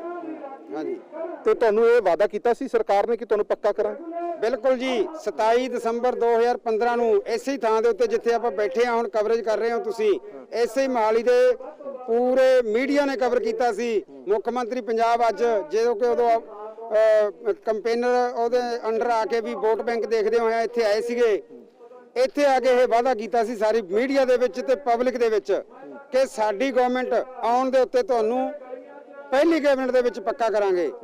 ਅੱਜ 4.5 ਸਾਲ ਟੱਪਣ ਤੋਂ ਬਾਅਦ ਵੀ ਆਖਰੀ ਕੈਬਨਿਟਾਂ ਦੇ ਦੌਰ ਆ ਗਏ, ਅਜੇ ਤੱਕ ਵੀ ਸਾਡੀਆਂ ਸੇਵਾਵਾਂ ਜਿਹੜੀਆਂ ਰੈਗੂਲਰ ਨਹੀਂ ਹੋਈਆਂ। ਅਸੀਂ ਅਜੇ ਵੀ ਤਰਸ ਰਹੇ ਹਾਂ। ਇੱਕ ਉਹਨਾਂ ਨੇ ਹੋਰ ਗੱਲ ਕਹੀ ਸੀ ਕਿ ਬਰਾਬਰ ਕੰਮ ਤੇ ਬਰਾਬਰ ਤਨਖਾਹ। ਜੇ ਸਾਡੀਆਂ ਤਨਖਾਹਾਂ ਪੁੱਛੀਆਂ, ਸਾਡੀਆਂ ਰਿਕਰੂਟਮੈਂਟਾਂ ਪੁੱਛੀਆਂ ਕਿਵੇਂ ਹੋਈਆਂ ਵੀਆਂ, ਅਸੀਂ ਸਾਰਾ ਕੁਝ ਦੱਸਿਆ। ਉਹ ਕਹਿੰਦੇ ਤੁਹਾਡੀ ਜਿੰਨੀ ਤਨਖਾਹ ਤੁਹਾਡੀ ਹੈ, ਇਸ ਤੋਂ ਵੱਧ ਤਾਂ ਮੇਰਾ ਮਾਲੀ ਲੈਂਦਾ ਹੈ। ਤਾਂ ਹਾਲ ਦੀ ਘੜੀ ਵੀ ਇੰਨੀ ਮਹਿੰਗਾਈ ਹੈ, ਜਿਹੜਾ ਸੂਚਕਾਂਕ ਦੇਖੋ ਅੱਜ ਮਹਿੰਗਾਈ ਕਿੱਥੇ ਪਹੁੰਚ ਗਈ ਤੇ 15 ਦੇ ਵਿੱਚ ਕਿੱਥੇ ਸੀਗੀ। ਸਾਡੀਆਂ ਤਨਖਾਹਾਂ ਜਿਹੜੀਆਂ ਉੱਥੇ ਹੀ ਖੜੀਆਂ। ਕਿੰਨੀ ਤਨਖਾਹ ਹੈ ਤੁਹਾਡੀ? ਸਾਡੀ ਜੀ ਇਹ ਸਮਝ ਲਓ 3500 ਤੋਂ ਸ਼ੁਰੂ ਹੋ ਜਾਂਦੀ ਹੈ ਤੇ 5000 5500 6000 ਕਿਉਂਕਿ ਕੈਟਾਗਰੀਜ਼ ਅਲੱਗ-ਅਲੱਗ ਨੇ, ਤੇ 10000 ਤੱਕ ਸਾਡੀ ਤਨਖਾਹ ਹੈ। 5 ਤਰ੍ਹਾਂ ਦੇ ਅਸੀਂ ਅਧਿਆਪਕ ਆ ਜਿਹੜੇ ਟੈਂਪਰੇਰੀ ਤੌਰ ਤੇ ਸੰਤਾਪ ਪੜ੍ਹਾ ਰਹੇ ਹਾਂ ਪੰਜਾਬ ਦੇ ਵਿੱਚ। ਸਾਡੀ ਗਿਣਤੀ 10,500 ਗਿਣਤੀ ਹੈ ਪੰਜਾਬ ਦੇ ਵਿੱਚ। ਤੇ ਅਸੀਂ ਇਹ ਸਮਝ ਲਓ ਇਸ ਮਹਿੰਗਾਈ ਦੇ ਵਿੱਚ ਆਪਦੇ ਘਰਾਂ ਦੇ ਖਰਚੇ ਪੂਰੇ ਨਹੀਂ ਕਰ ਸਕਦੇ। ਅਸੀਂ ਪਿਸ ਰਹੇ ਹਾਂ, ਗਰੀਬੀ ਦੇ ਵਿੱਚ ਪਿਸ ਰਹੇ ਹਾਂ। 3500 ਰੁਪਏ ਤੋਂ ਲੈ ਕੇ 10000 ਤਨਖਾਹ ਹੋਵੇ ਤਾਂ ਤੁਸੀਂ ਸਹਿਜੇ ਅੰਦਾਜ਼ਾ ਲਾਓ ਕਿ ਕਿਵੇਂ ਤੁਸੀਂ ਘਰ ਚਲਾ ਸਕਦੇ ਹੋ, ਕਿਵੇਂ ਤੁਸੀਂ ਬੱਚਿਆਂ ਨੂੰ ਪੜ੍ਹਾ ਸਕਦੇ ਹੋ। ਇੱਕ ਮੈਨੂੰ ਕੈਪਟਨ ਸਾਹਿਬ ਦੀ ਇੱਕ ਸਟੇਟਮੈਂਟ ਯਾਦ ਆ ਗਈ, ਉਹ ਕਹਿੰਦੇ ਸੀ ਕਿ ਜੇਕਰ ਤੁਸੀਂ ਸੰਤੁਸ਼ਟ ਨਹੀਂ ਹੋ ਤਾਂ ਉਹਦਾ ਅਸਰ ਪੜ੍ਹਾਈ ਤੇ ਪਏਗਾ, ਉਹਦਾ ਅਸਰ ਬੱਚਿਆਂ ਤੇ ਪਏਗਾ। ਕਿ ਹੁਣ ਬੱਚਿਆਂ ਤੇ ਅਸਰ ਨਹੀਂ ਪਿਆ, 4.5 ਸਾਲਾਂ ਦੇ ਵਿੱਚ ਬੱਚਿਆਂ ਤੇ ਅਸਰ ਨਹੀਂ ਪਿਆ। ਸਰਕਾਰ ਇਹ ਵੀ ਕਹਿੰਦੀ ਹੈ ਕਿ ਤੁਸੀਂ ਉਸ ਕ੍ਰਾਈਟੇਰੀਆ ਦੇ ਵਿੱਚ ਨਹੀਂ ਆਉਂਦੇ, ਤੁਹਾਡਾ ਕ੍ਰਾਈਟੇਰੀਆ ਨਹੀਂ ਹੈਗਾ ਕਿ ਤੁਹਾਨੂੰ ਪੱਕਾ ਕੀਤਾ ਜਾਵੇ। ਸਰ ਇਹ ਤਾਂ ਸਰਾਸਰ ਝੂਠ ਆ। ਤੁਸੀਂ ਦੇਖ ਲਓ ਵੀ ਜਿਹੜਾ ਇੱਕ ਅਧਿਆਪਕ 2003 ਤੋਂ ਲੈ ਕੇ 2021 ਤੱਕ ਪੜ੍ਹਾ ਰਿਹਾ ਔਰ ਪ੍ਰੋਪਰ ਕਲਾਸਿਸ ਲੈ ਰਿਹਾ, ਅਗਰ ਉਹਦੇ ਵਿੱਚ ਕੋਈ ਕਾਬਲੀਅਤ ਹੈਗੀ ਆ ਤਾਂ ਹੀ ਉਦੋਂ ਜਿਹੜੀ ਸਾਡੀ ਜੁਆਇਨਿੰਗ ਹੋਈ। ਔਰ ਮੈਂ ਐਜੂਕੇਸ਼ਨ ਦੱਸ ਦਿੰਦਾ ਸਾਡੀ ਵੀ ਸਾਰੇ ਹੀ ਸਾਡੇ ਅਧਿਆਪਕ ਜਿਹੜੇ ਵੈਲ ਐਜੂਕੇਟਡ ਨੇ, ਜਿਹਦੇ ਵਿੱਚ ETT ਆ, B.Ed ਆ, M.Ed ਆ, PhD ਵੀ ਹੈਗੇ, MPhil ਵੀ ਹੈਗੇ ਆ ਔਰ ਟੈਟ ਕਲੀਅਰ ਵੀ ਹੈਗੇ ਨੇ। ਉਸ ਤੋਂ ਬਾਅਦ ਜਿਹੜੀ ਸਰਕਾਰ ਜਿਹਨੇ ਇੱਕ ਪਾਲਿਸੀ ਬਣਾਈ, ਇੱਕ ਪ੍ਰੀ ਪ੍ਰਾਇਮਰੀ ਕਲਾਸਿਸ ਜਿਹੜੀਆਂ ਤੁਸੀਂ ਲੈ ਰਹੇ ਆ, ਉਹ ਜਿਹੜੀਆਂ ਪੋਸਟਾਂ ਕ੍ਰੀਏਟ ਕੀਤੀਆਂ 8393 NTT ਦੀਆਂ, ਉਹਦੇ ਲਈ ਜਿਹੜੀ ਬੇਸਿਕ ਕੁਆਲੀਫਿਕੇਸ਼ਨ ਜਿਹੜੀ NTT ਹੈ ਇੱਕ, ਉਹ ਵੀ ਅਸੀਂ ਸਾਰੇ ਕਰ ਚੁੱਕੇ ਹਾਂ। ਉਸ ਤੋਂ ਬਾਅਦ ਵੀ ਸਰਕਾਰ ਹੁਣ ਇੱਕ ਟੈਸਟ ਦਾ ਬਹਾਨਾ ਲਗਾ ਰਹੀ ਆ। ਤੁਸੀਂ ਮੈਨੂੰ ਇਹ ਦੱਸੋ ਕਿ 2003 ਤੋਂ 21 ਦੇ ਵਿੱਚ 17-18 ਸਾਲ ਪੜ੍ਹਾਉਣ ਦੇ ਬਾਅਦ ਅੱਜ ਫਿਰ ਅਸੀਂ ਸਾਰੇ ਕੋਰਸਿਸ ਕੀਤੇ ਹੋਏ, ਸਭ ਡਿਗਰੀਆਂ ਸਾਡੇ ਕੋਲ ਨੇ, ਫਿਰ ਵੀ ਇਹ ਸਰਕਾਰ ਬਹਾਨਾ ਟੈਸਟ ਦੇਣ 'ਚ ਦਿੱਕਤ ਕੀ ਹੈ? ਸਾਨੂੰ ਟੈਸਟ ਦੇਣ 'ਚ ਸਰ ਕੋਈ ਦਿੱਕਤ ਨਹੀਂ ਹੈਗੀ, ਪਰ ਇਹ ਚੀਜ਼ ਸੋਚਣ ਕਿ ਸਾਡਾ 18 ਸਾਲ ਦਾ ਐਕਸਪੀਰੀਅੰਸ ਆ ਉਹ ਕਿੱਥੇ ਗਿਆ। ਦੂਜੀ ਗੱਲ ਕਿ ਜੋ ਸਾਡਾ ਅਸੀਂ ਇੰਨੇ ਟਾਈਮ ਤੋਂ ਜਿਹੜਾ ਪੜ੍ਹਾ ਰਹੇ ਆ, ਇਹਨਾਂ ਨੇ ਪਤਾ ਕੀ ਕੀਤਾ ਹੈ, ਮੇਨ ਸਾਨੂੰ ਸ਼ੰਕਾ ਕਿਸ ਗੱਲ ਦੀ ਹੈ ਕਿ 8393 ਪੋਸਟਾਂ ਦੇ ਉੱਪਰ ਜਿੰਨੇ ਵੀ ਇਹਨਾਂ ਦੇ ਚਹੇਤੇ ਨੇ ਬੱਚੇ ਹੀ ਨੇ ਸਾਡੀਆਂ ਨਜ਼ਰਾਂ 'ਚੋਂ, ਜਿਹੜਾ 20 ਸਾਲ 22 ਸਾਲ ਦਾ +2 ਕਰਕੇ ਨਾਲ ਦੀ ਦਾ ਇਹਨਾਂ ਨੇ NTT ਉਹਨਾਂ ਨੂੰ ਕਰਵਾ ਚੁੱਕੇ ਆ। ਔਰ ਅੱਜ ਦਾ ਜਿਹੜਾ ਹੈਗਾ ਜਨਰੇਸ਼ਨ ਆ, ਉਹ ਜਦੋਂ ਸਾਡੇ ਨਾਲ ਆ ਕੇ 22 ਸਾਲ ਦੀ ਬੈਠੇਗੀ, ਇੱਕ ਸਾਈਡ ਤੇ 50 ਸਾਲ ਵਾਲਾ ਬੈਠ ਗਿਆ। ਹੁਣ ਤੁਸੀਂ ਆਪ ਦੱਸ ਦਿਓ ਵੀ ਉਹਦੇ ਵਿੱਚ ਵਧੀਆ ਨੰਬਰ ਲੈ ਕੇ ਅੱਗੇ ਕਿਹੜਾ ਆਏਗਾ। ਪਰ ਤੁਹਾਨੂੰ ਨਹੀਂ ਲੱਗਦਾ ਕਿ ਤੁਸੀਂ ਬਾਕੀਆਂ ਨਾਲ ਵੀ ਤਾਂ ਧੱਕਾ ਕਰ ਰਹੇ ਹੋ? ਤੁਸੀਂ NTT ਦਾ ਪੇਪਰ ਕੈਨਸਲ ਕਰਾਤਾ, ਉਹ ਵੀ ਬੱਚੇ ਸੀਗੇ, ਉਹਨਾਂ ਨੇ ਵੀ, ਉਹ ਵੀ ਬੇਰੁਜ਼ਗਾਰ ਨੇ, ਉਹਨਾਂ ਨੂੰ ਵੀ ਆਸ ਸੀਗੀ ਸਾਨੂੰ ਨੌਕਰੀ ਮਿਲੇਗੀ, ਤੁਸੀਂ ਉਹਨਾਂ ਦਾ ਹੱਕ ਨਹੀਂ ਖੋ ਰਹੇ? ਸਰ ਹੱਕ ਖੋਣ ਦੀ ਜੇ ਗੱਲ ਕਰਦੇ ਆ ਤਾਂ ਦੇਖੋ ਇਹ ਸਰਕਾਰ ਦੀ ਨਲਾਇਕੀ ਹੈ ਵੀ ਬੇਰੋਜ਼ਗਾਰੀ ਦਿਨ ਬ ਦਿਨ ਵੱਧ ਰਹੀ ਹੈ, ਇਹ ਸਰਕਾਰ ਦੀ ਨਲਾਇਕੀ ਹੈ। ਪਰ ਜਿਹੜਾ 8393 ਪੋਸਟਾਂ ਸੀ, ਉਹ ਪੋਸਟਾਂ ਸਰਕਾਰ ਨੇ ਨਹੀਂ ਬਣਾਈਆਂ, ਉਹ ਅਸੀਂ ਬਣਾਈਆਂ। ਇਹਨਾਂ ਨੇ ਸਾਨੂੰ ਗੁੰਮਰਾਹ ਕਰੀ ਰੱਖਿਆ, 18 ਸਾਲ 2 ਦਹਾਕੇ ਹੋ ਗਏ ਗੁੰਮਰਾਹ ਕਰੀ ਰੱਖਿਆ ਵੀ ਤੁਹਾਨੂੰ ਅਸੀਂ ਰੈਗੂਲਰ ਜੌਬ ਦੇਾਂਗੇ। ਅੱਜ ਇਹਨਾਂ ਨੇ ਸਾਨੂੰ ਜਦੋਂ 2017 ਦੇ ਵਿੱਚ ਇਹਨਾਂ ਨੇ ਪ੍ਰੀ ਪ੍ਰਾਇਮਰੀ ਕਲਾਸਾਂ ਪੰਜਾਬ ਦੇ ਵਿੱਚ ਸਟਾਰਟ ਕੀਤੀਆਂ, ਸਾਨੂੰ ਇਹੀ ਸੁਪਨਾ ਇਹ ਦਿਖਾਉਣ ਲੱਗੇ ਵੀ ਪਿਛਲੀ ਸਰਕਾਰ ਨਹੀਂ ਕਰ ਸਕੀ, ਪਰ ਤੁਹਾਨੂੰ ਪ੍ਰੀ ਪ੍ਰਾਇਮਰੀ ਅਧਿਆਪਕ ਅਸੀਂ ਨਿਯੁਕਤ ਕਰਾਂਗੇ। ਇਹ ਸੁਪਨੇ ਦੀ ਬਦੌਲਤ ਇਹਨਾਂ ਨੇ ਸਾਨੂੰ ਇੱਕ ਸਪੈਸ਼ਲ ਕੋਰਸ ਵੀ ਕਰਵਾਇਆ ਵੀ ਤੁਸੀਂ ਕੋਰਸ ਕਰ ਲਓ, ਇਸ ਤੋਂ ਬਾਅਦ ਤੁਹਾਨੂੰ ਨਿਯੁਕਤ ਕਰਤਾ ਜਾਊਗਾ। ਤਾਂ ਅਸੀਂ ਸਾਰੀ ਕੁਆਲੀਫਿਕੇਸ਼ਨ ਪੂਰੀ ਕਰੀ ਬੈਠੇ ਆ। ਪੇਪਰ ਅੱਜ ਅਸੀਂ ਤਾਂ ਕਰਾਇਆ ਕਿਉਂਕਿ ਉਹਨਾਂ ਪੋਸਟਾਂ ਦੇ ਉੱਤੇ ਸਿਰਫ ਤੇ ਸਿਰਫ ਸਾਡਾ ਹੱਕ ਹੈ, ਸਾਡਾ ਹੱਕ ਬਣਦਾ। ਅੱਜ ਹੱਕ ਨਹੀਂ ਬਣਦਾ। ਜੇ ਆਪਾਂ ਕਾਨੂੰਨ ਦੇ ਵੇਹ ਦੇ ਵਿੱਚ ਵੇਖੀਏ, ਪਿਛਲਾ ਆਪਾਂ ਟਾਈਮ ਵੇਖੀਏ ਤਾਂ ਸਾਨੂੰ ਤਾਂ ਇਹਨਾਂ ਨੂੰ ਤੁਸੀਂ ਇਸ ਨੂੰ ਆਪਣੀ ਕਾਮਯਾਬੀ ਮੰਨਦੇ ਹੋ ਐਗਜ਼ਾਮ ਰੱਦ ਕਰਾਣੇ? ਬਿਲਕੁਲ ਰੱਦ ਤਾਂ ਨਹੀਂ ਹੋਇਆ, ਮੁਲਤਵੀ ਹੋਇਆ ਬਿਲਕੁਲ, ਪਰ ਅਸੀਂ ਇਹਨੂੰ ਰੱਦ ਸਮਝਦੇ ਹਾਂ। ਅਸੀਂ ਨਹੀਂ ਹੋਣ ਦੇਣਾ ਪੇਪਰ, ਨਾ ਅਸੀਂ ਪੇਪਰ ਹੋਣ ਦਈਏ, ਨਾ ਅਸੀਂ ਪੇਪਰ ਦਈਏ। ਤੁਹਾਡੀਆਂ ਵਾਰ-ਵਾਰ ਮੀਟਿੰਗਾਂ ਵੀ ਹੋਈਆਂ, ਸਕੱਤਰ ਨਾਲ ਵੀ ਹੋਈ, ਸਿੱਖਿਆ ਮੰਤਰੀ ਨਾਲ ਵੀ ਹੋਈ, ਗੱਲ ਕਿਉਂ ਨਹੀਂ ਸਿਰੇ ਚੜ ਪਾ ਰਹੀ? ਮੀਟਿੰਗਾਂ ਹੋਈਆਂ ਪਰ ਇਹਨਾਂ ਨੇ ਹੈਂਕੜਬਾਜੀ ਆਪਦੀ ਨਹੀਂ ਛੱਡੀ, ਇਹਨਾਂ ਨੇ ਕੋਈ ਪੁਖਤਾ ਮੀਟਿੰਗ ਕੀਤੀ ਨਹੀਂ ਸਾਡੇ ਨਾਲ। ਇਹਨਾਂ ਨੇ ਹਮੇਸ਼ਾ ਟੇਬਲ ਟਾਕ ਦੇ ਉੱਤੇ ਸਾਨੂੰ ਗੁੰਮਰਾਹ ਕਰਕੇ ਭੇਜਿਆ। ਸਾਨੂੰ ਇਹ ਕਹਿ ਦਿੱਤਾ ਜਾਂਦਾ ਸੀ ਵੀ ਤੁਹਾਨੂੰ 10 ਨੰਬਰ ਤਜਰਬੇ ਦੇ ਦੇਤੇ ਪਲੱਸ ਤੁਹਾਨੂੰ ਓਵਰ ਇਹ ਚੋਂ ਰਿਲੈਕਸੇਸ਼ਨ ਦੇਤੀ ਇਹ ਚੋਂ। ਤਾਂ ਅਸੀਂ ਇਹ ਗੱਲ ਕਹਿਣਾ ਚਾਹੁੰਦੇ ਹਾਂ ਵੀ ਇਸ ਚੋਂ ਰਿਲੈਕਸੇਸ਼ਨ ਦਿੱਤੀ ਕਿਉਂ, ਨੌਬਤ ਕਿਉਂ ਆਈ? ਜਿਹੜਾ ਇੱਕ ਅਧਿਆਪਕ 22 ਸਾਲ 23 ਸਾਲ ਦਾ ਤੁਸੀਂ ਭਰਤੀ ਕੀਤਾ ਸੀ, ਅੱਜ ਉਹ ਰਿਟਾਇਰਮੈਂਟ ਦੇ ਨੇੜੇ ਹੋ ਗਿਆ, ਅੱਜ ਓਵਰਏਜ ਹੋ ਗਿਆ, ਤਾਂ ਤੁਹਾਡੀ ਮਜਬੂਰੀ ਬਣ ਗਈ ਇਸ ਚੋਂ ਰਿਲੈਕਸੇਸ਼ਨ ਦੇਣਾ। ਤੁਸੀਂ ਦਿਓਗੇ, ਅਧਿਆਪਕ ਦੀ ਏਜ ਤੁਸੀਂ ਖਾ ਗਏ, ਅਧਿਆਪਕ ਦਾ ਕੀਮਤੀ ਸਮਾਂ ਤੁਹਾਡਾ ਵਿਭਾਗ ਖਾ ਗਿਆ, ਸਾਡੇ ਤੋਂ ਸੇਵਾ ਕਰਾ ਕੇ ਨਿਗੁਣੀਆਂ ਤਨਖਾਹਾਂ। ਤੁਸੀਂ ਗ੍ਰੇਸ ਮਾਰਕਸ ਦੀ ਮੰਗ ਕਿੰਨੀ ਕੀਤੀ? 25? ਅਸੀਂ ਕੋਈ ਮੰਗ ਨਹੀਂ ਕੀਤੀ 25। ਇਹ ਸਾਨੂੰ ਇਹਨਾਂ ਨੇ ਦੱਸ ਦਿੱਤੇ ਆ। ਅਸੀਂ ਇੱਕ ਹਵਾਲਾ ਦਿੱਤਾ ਸੀ ਵੀ ਯੂਪੀ ਸਰਕਾਰ ਨੇ, ਜਿਹੜਾ ਉੱਤਰ ਪ੍ਰਦੇਸ਼ ਸਰਕਾਰ ਨੇ 25 ਨੰਬਰ ਦਿੱਤੇ ਆ, ਤੁਸੀਂ 10 ਨੰਬਰ ਦੇ ਕੇ ਸਾਡੇ ਤੇ ਕਿੱਡਾ ਕਿਸਾਨ ਜਿਤਾ ਰਹੇ ਹੋ। ਤੁਸੀਂ ਹਰ ਮੀਟਿੰਗ 'ਚ ਇਹ ਕਹਿ ਦਿੰਦੇ ਹੋ 10 ਦੇਤੇ ਜੀ, ਇਹ 'ਚ ਛੋਟ ਦੇਤੀ ਜੀ, ਸਾਨੂੰ 10 ਨਹੀਂ ਚਾਹੀਦੇ, ਅਸੀਂ ਲੱਤ ਮਾਰਦੇ ਆ। ਉੱਤਰ ਪ੍ਰਦੇਸ਼ ਵਾਲਿਆਂ ਨੇ 25 ਦੇਤੇ, ਤੁਸੀਂ 10 ਦੇ ਕੇ ਸਾਨੂੰ ਜਿਤਾਉਂਦੇ ਹੋ। ਸਾਡੀ ਇੱਕ ਮੰਗ ਹੈ, ਸਾਨੂੰ ਬਿਨਾਂ ਸ਼ਰਤ ਕਿਸੇ ਵੀ ਟੈਸਟ ਦੀ ਸਾਨੂੰ ਨਹੀਂ ਲੋੜ, ਸਾਨੂੰ 25 ਦੀ ਨਹੀਂ ਲੋੜ, 10 ਦੀ ਨਹੀਂ ਲੋੜ, 15 ਦੀ ਨਹੀਂ ਲੋੜ, ਸਾਨੂੰ ਰੈਗੂਲਰ ਕਰੇ, ਉਮਰਾਂ ਵੇਖੇ ਰੈਗੂਲਰ ਕਰੇ। ਠੀਕ ਹੈ, ਹੁਣ ਸਵਾਲ ਇਹ ਵੀ ਉੱਠਦਾ ਹੈ ਕਿ ਇਹਨਾਂ ਦੇ ਕੁਝ ਸਾਥੀ ਨੇ ਜਿਹੜੇ ਉਹ ਚੜੇ ਹੋਏ ਨੇ ਛੱਤ ਤੇ, ਤੁਹਾਨੂੰ ਉਹ ਵੀ ਦਿਖਾ ਦਿੰਦੇ ਆ, ਛੱਤ ਤੇ ਚੜੇ ਹੋਏ ਨੇ ਔਰ ਇਹ ਵੀ ਸਾਨੂੰ ਜਾਣਕਾਰੀ ਮਿਲ ਰਹੀ ਹੈ ਕਿ ਕੁਝ ਦੀ ਤਬੀਅਤ ਵੀ ਜਿਹੜੀ ਖਰਾਬ ਹੋ ਰਹੀ ਹੈ। ਤੁਸੀਂ ਦੱਸੋਗੇ ਜੀ ਜਿਹੜੇ ਸਰਕਾਰ ਕਹਿੰਦੀ ਕਿ ਥ੍ਰੈਟ ਨਾਲ ਕੰਮ ਨਹੀਂ ਹੋਣਾ, ਕਿ ਸਾਨੂੰ ਧਮਕੀਆਂ ਨਾ ਦਿਓ। ਵੇਖੋ ਜੀ, ਧਮਕੀਆਂ ਨਹੀਂ ਦੇ ਰਹੇ, ਹੱਕ ਮੰਗ ਰਹੇ, ਕਿਉਂਕਿ ਧਮਕੀ ਉਹ ਹੁੰਦੀ ਆ ਵੀ ਅਸੀਂ ਉੱਠ ਕੇ ਘਰੋਂ ਆ ਗਏ, ਸਾਡੀ ਕੁਆਲੀਫਿਕੇਸ਼ਨ ਅਸੀਂ ਪੂਰੀ ਨਹੀਂ ਕਰਦੇ, ਅਸੀਂ ਆਲਰੇਡੀ ਪਹਿਲਾਂ ਜੌਬ ਦੇ ਵਿੱਚ ਨਹੀਂ ਹੈਗੇ, ਅਸੀਂ ਘਰੋਂ ਉੱਠੇ ਆ ਜਾਂ ਕਿਸੇ ਟਾਵਰ ਤੇ ਚੜ੍ਹ ਕੇ ਬੈਠ ਗਏ ਆ ਜਾਂ ਅਸੀਂ ਵੈਸੇ ਆ ਕੇ ਖੜ ਗਏ, ਉਹ ਅਸੀਂ ਗੱਲ ਨਾਲ ਐਗਰੀ ਆ ਵੀ ਮਤਲਬ ਟਾਵਰ ਤੇ ਚੜ ਜਾਣਾ ਜਾਂ ਬਿਲਡਿੰਗ ਤੇ ਚੜ ਜਾਣਾ ਕੋਈ ਮਤਲਬ ਕੋਈ ਹੱਲ ਨਹੀਂ ਹੈਗਾ। ਪਰ ਮਜਬੂਰ ਹੋ ਤੁਸੀਂ? ਮਜਬੂਰ ਆ, ਬਿਲਕੁਲ ਮਜਬੂਰ ਆ। 18 ਸਾਲਾਂ ਦਾ ਦਰਦ ਹੈ ਜੀ, 18 ਸਾਲ ਦਾ ਦਰਦ। ਸਭ ਤੋਂ ਵੱਡਾ ਗੁੱਸਾ ਇਸ ਗੱਲ ਦਾ ਹੈ ਵੀ ਜੋ ਮੁੱਖ ਮੰਤਰੀ ਕੈਪਟਨ ਅਮਰਿੰਦਰ ਸਿੰਘ ਨੇ ਵਾਅਦਾ ਕੀਤਾ ਸੀ ਕਿ ਜਿੰਨੇ ਕੱਚੇ ਮੁਲਾਜ਼ਮ ਨੇ, ਬੇਰੁਜ਼ਗਾਰ ਨੇ ਜਾਂ ਇਹ ਕਹਿ ਸਕਦੇ ਵੀ ਜਿੰਨੀਆਂ ਮਤਲਬ ਅਸੀਂ ਕਹਿ ਸਕਦੇ ਵੀ ਇਹਨਾਂ ਨੇ ਹੋਰ ਕਿੰਨੇ ਵਾਅਦੇ ਕੀਤੇ ਆ ਐਜੂਕੇਸ਼ਨ ਨਾਲ ਸੰਬੰਧਿਤ, ਤੇ ਜਿੰਦੇ ਚ ਮੇਨ ਵਾਅਦਾ ਇਹਨਾਂ ਨੇ ਚੋਣ ਮੈਨੀਫੈਸਟੋ ਦੇ ਵਿੱਚ ਵੀ ਲਿਖਿਆ ਸੀ ਕਿ ਜਿਹੜੀਆਂ ਪ੍ਰੋਟੈਸਟ ਕਰ ਰਹੀਆਂ ਜਥੇਬੰਦੀਆਂ ਨੇ, ਕੱਚੇ ਮੁਲਾਜ਼ਮ ਨੇ, ਅਸੀਂ ਪਹਿਲੀ ਕੈਬਨਿਟ ਦੇ ਵਿੱਚ ਇਹਨਾਂ ਦਾ ਹੱਲ ਕਰਾਂਗੇ। ਵੀ ਮੁੱਖ ਮੰਤਰੀ ਨੂੰ ਉਹ ਦੱਸਣ ਆਏ ਆ, ਕਿਉਂਕਿ ਇਸ ਤੋਂ ਘੱਟ ਮੁੱਖ ਮੰਤਰੀ ਨੂੰ ਸੁਣਦਾ ਨਹੀਂਗਾ, ਕਿਉਂਕਿ ਗੱਲ ਕਲੀਅਰ ਆ, ਪਿਛਲੇ 4.5 ਸਾਲ ਬੀਤ ਜਾਣ ਦੇ ਬਾਵਜੂਦ ਮੁੱਖ ਮੰਤਰੀ ਕੈਪਟਨ ਅਮਰਿੰਦਰ ਸਿੰਘ ਨੇ ਇੱਕ ਵੀ ਮੀਟਿੰਗ ਨਹੀਂ ਕੀਤੀ। ਜਦੋਂ ਉਹਨਾਂ ਨੇ ਸੱਤਾ ਦੇ ਵਿੱਚ ਆਉਣਾ ਸੀ, ਉਦੋਂ ਇਹਨਾਂ ਧਰਨਿਆਂ ਦੇ ਵਿੱਚ, ਇਹਨਾਂ ਦਰਿਆਂ ਦੇ ਆ ਕੇ ਬੈਠ ਕੇ ਇਹ ਕਹਿ ਰਹੇ ਸੀ ਕਿ ਤੁਸੀਂ ਮੈਨੂੰ ਵੋਟਾਂ ਪਾਓ, ਸਾਡੀ ਸਰਕਾਰ ਲਿਆਓ, ਅਸੀਂ ਬਿਨਾਂ ਸ਼ਰਤ ਸਾਡੇ ਅਧਿਆਪਕਾਂ ਨੂੰ ਪੱਕੇ ਕਰਾਂਗੇ। ਕੱਲ ਵੀ ਅਸੀਂ ਇਹੀ ਮੰਗ ਕੀਤੀ ਸੀ। ਮੁੱਖ ਮੰਤਰੀ ਕੈਪਟਨ ਅਮਰਿੰਦਰ ਸਿੰਘ ਜੀ ਉਹਦੇ 'ਚ ਕੱਲ ਇਹ ਮੰਨੇ ਆ ਗੱਲ ਕੈਪਟਨ ਸੁਨੀਲ ਸੰਧੂ ਜੀ ਵੀ ਮੈਂ ਉਸ ਦਿਨ ਜੋ ਧਰਨੇ ਦੇ ਵਿੱਚ ਆਇਆ, ਮੈਂ ਉਸ ਦਿਨ ਮੌਜੂਦ ਸੀ, ਨਾਲ ਤੁਹਾਡੇ ਧਰਨੇ 'ਚ ਮੈਂ ਮੌਜੂਦ ਸੀ। ਅਸੀਂ ਵਾਅਦਾ ਕਰਕੇ ਆਏ ਆ, ਤੁਹਾਡੀਆਂ ਮੰਗਾਂ ਜਾਇਜ਼ ਨੇ।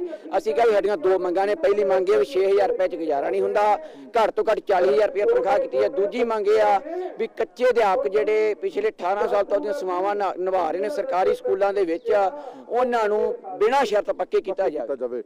ਜਿਹੜੇ ਮੁਲਾਜ਼ਮ ਉੱਪਰ ਨੇ, ਅਸੀਂ ਉਹਨਾਂ ਨਾਲ ਵੀ ਗੱਲ ਕਰਨ ਦੀ ਕੋਸ਼ਿਸ਼ ਕਰਦੇ ਹਾਂ, ਉਹਨਾਂ ਦਾ ਨੰਬਰ ਸਾਡੇ ਕੋਲ ਹੈਗਾ। ਮੇਰੀ ਆਵਾਜ਼ ਆ ਰਹੀ ਹੈ ਜੀ ਤੁਹਾਨੂੰ? ਹਾਂਜੀ ਸਰ। ਮੈਂ ਤੁਹਾਡੇ ਤੋਂ ਜਾਣਨਾ ਚਾਹੁੰਦਾ, ਕੋਈ ਸਾਨੂੰ ਜਾਣਕਾਰੀ ਇਹ ਵੀ ਮਿਲੀ ਕਿ ਤੁਹਾਡੇ ਵਿੱਚੋਂ ਕਿਸੇ ਦੀ ਤਬੀਅਤ ਵੀ ਖਰਾਬ ਹੋ ਗਈ ਹੈ ਜ਼ਿਆਦਾ? ਹਾਂਜੀ ਸਰ, ਉਮਰ ਇਹੀ ਆਪਣੀ ਸਾਡਾ ਕਾਫੀ ਅਧਿਆਪਕ ਉਹਦੀ ਸਵੇਰੇ ਹੀ ਤਬੀਅਤ ਖਰਾਬ ਹੋ ਗਈ, ਪਹਿਲਾਂ ਬੋਲੀ ਲਿਖੀ ਬਹੁਤ ਜ਼ਿਆਦਾ ਹੋ ਰਹੀ ਹੈ ਜੀ। ਜੀ ਬਿਲਕੁਲ, ਸਰਕਾਰ ਵਾਰ-ਵਾਰ ਕਹਿੰਦੀ ਕਿ ਤੁਸੀਂ ਥੱਲੇ ਆ ਜਾਓ, ਅਸੀਂ ਗੱਲ ਕਰਨ ਨੂੰ ਤਿਆਰ ਆ, ਮੀਟਿੰਗਾਂ ਵੀ ਹੋ ਰਹੀਆਂ, ਤੁਸੀਂ ਨੀਚੇ ਨਹੀਂ ਆਉਣਾ ਜਦ ਤੱਕ ਤੁਹਾਡੀਆਂ ਮੰਗਾਂ ਨਹੀਂ ਪ੍ਰਵਾਨ ਹੁੰਦੀਆਂ। ਸਰ ਥੱਲੇ ਅਸੀਂ ਉਸੇ ਟਾਈਮ ਆਵਾਂਗੇ ਜਦੋਂ ਤੱਕ ਰਿਟਨ ਦੇ ਵਿੱਚ ਨਹੀਂ ਦਿੰਦੇ। ਇਹ ਹਰ ਵਾਰ ਝੂਠ ਬੋਲਦੇ ਨੇ, ਝੂਠ ਦਾ ਬਲੰਦਾ ਪੇਸ਼ ਕਰਦੇ ਨੇ। ਬਾਅਦ ਦੇ ਵਿੱਚ ਸਾਡੇ ਉੱਤੋਂ ਦੁਕਾਨ ਦੀ ਕੋਸ਼ਿਸ਼ ਕਰ ਰਹੇ ਨੇ, ਘਰੇ ਵਗ ਜਾਂਦੇ ਦੁਆਰੇ ਮੇਰੇ ਜਦੋਂ ਤੱਕ ਰਿਟਨ ਦੇ ਵਿੱਚ ਕੁਝ ਨਹੀਂ ਦਿੰਦੇ ਤਦ ਤੱਕ ਅਸੀਂ ਥੱਲੇ ਨਹੀਂ ਆਉਣਾ। ਕਿ ਆਪਣਾ ਐਕਸ਼ਨ ਬਹੁਤ ਹੀ ਖਤਰਨਾਕ ਕਰਨ ਦੀ ਤਿਆਰੀ ਹੈ ਸਾਡੀ, ਕੁਛ ਵੀ ਕਰ ਸਕਦਾ ਆਉਣਾ ਟੈਕਸ ਜੇ ਅਗਰ ਸਰਕਾਰ ਨੇ ਸਾਡੀਆਂ ਮੰਗਾਂ ਨਹੀਂ ਮੰਨੀਆਂ। ਆਪਣਾ ਜਿਹੜਾ ਐਕਸ਼ਨ ਹੋਊਗਾ ਸਾਡਾ ਬਹੁਤ ਖਤਰਨਾਕ ਹੋਊਗਾ, ਸਰਕਾਰ ਨੂੰ ਇਹਦੇ ਵਿੱਚ ਪਛਤਾਣਾ ਪਊਗਾ। ਜਦ ਤੱਕ ਨਹੀਂ ਨਹੀਂ ਆਵਾਂਗੇ। ਹੁਣ ਸਵਾਲ ਇਹ ਵੀ ਹੁੰਦਾ ਹੈ ਕਿ ਤੁਸੀਂ ਕੋਈ ਗਲਤ ਕਦਮ ਨਾ ਚੁੱਕੋ। ਸਰਕਾਰ ਵਾਰ-ਵਾਰ ਤੁਹਾਨੂੰ ਅਪੀਲ ਕਰ ਰਹੀ ਹੈ।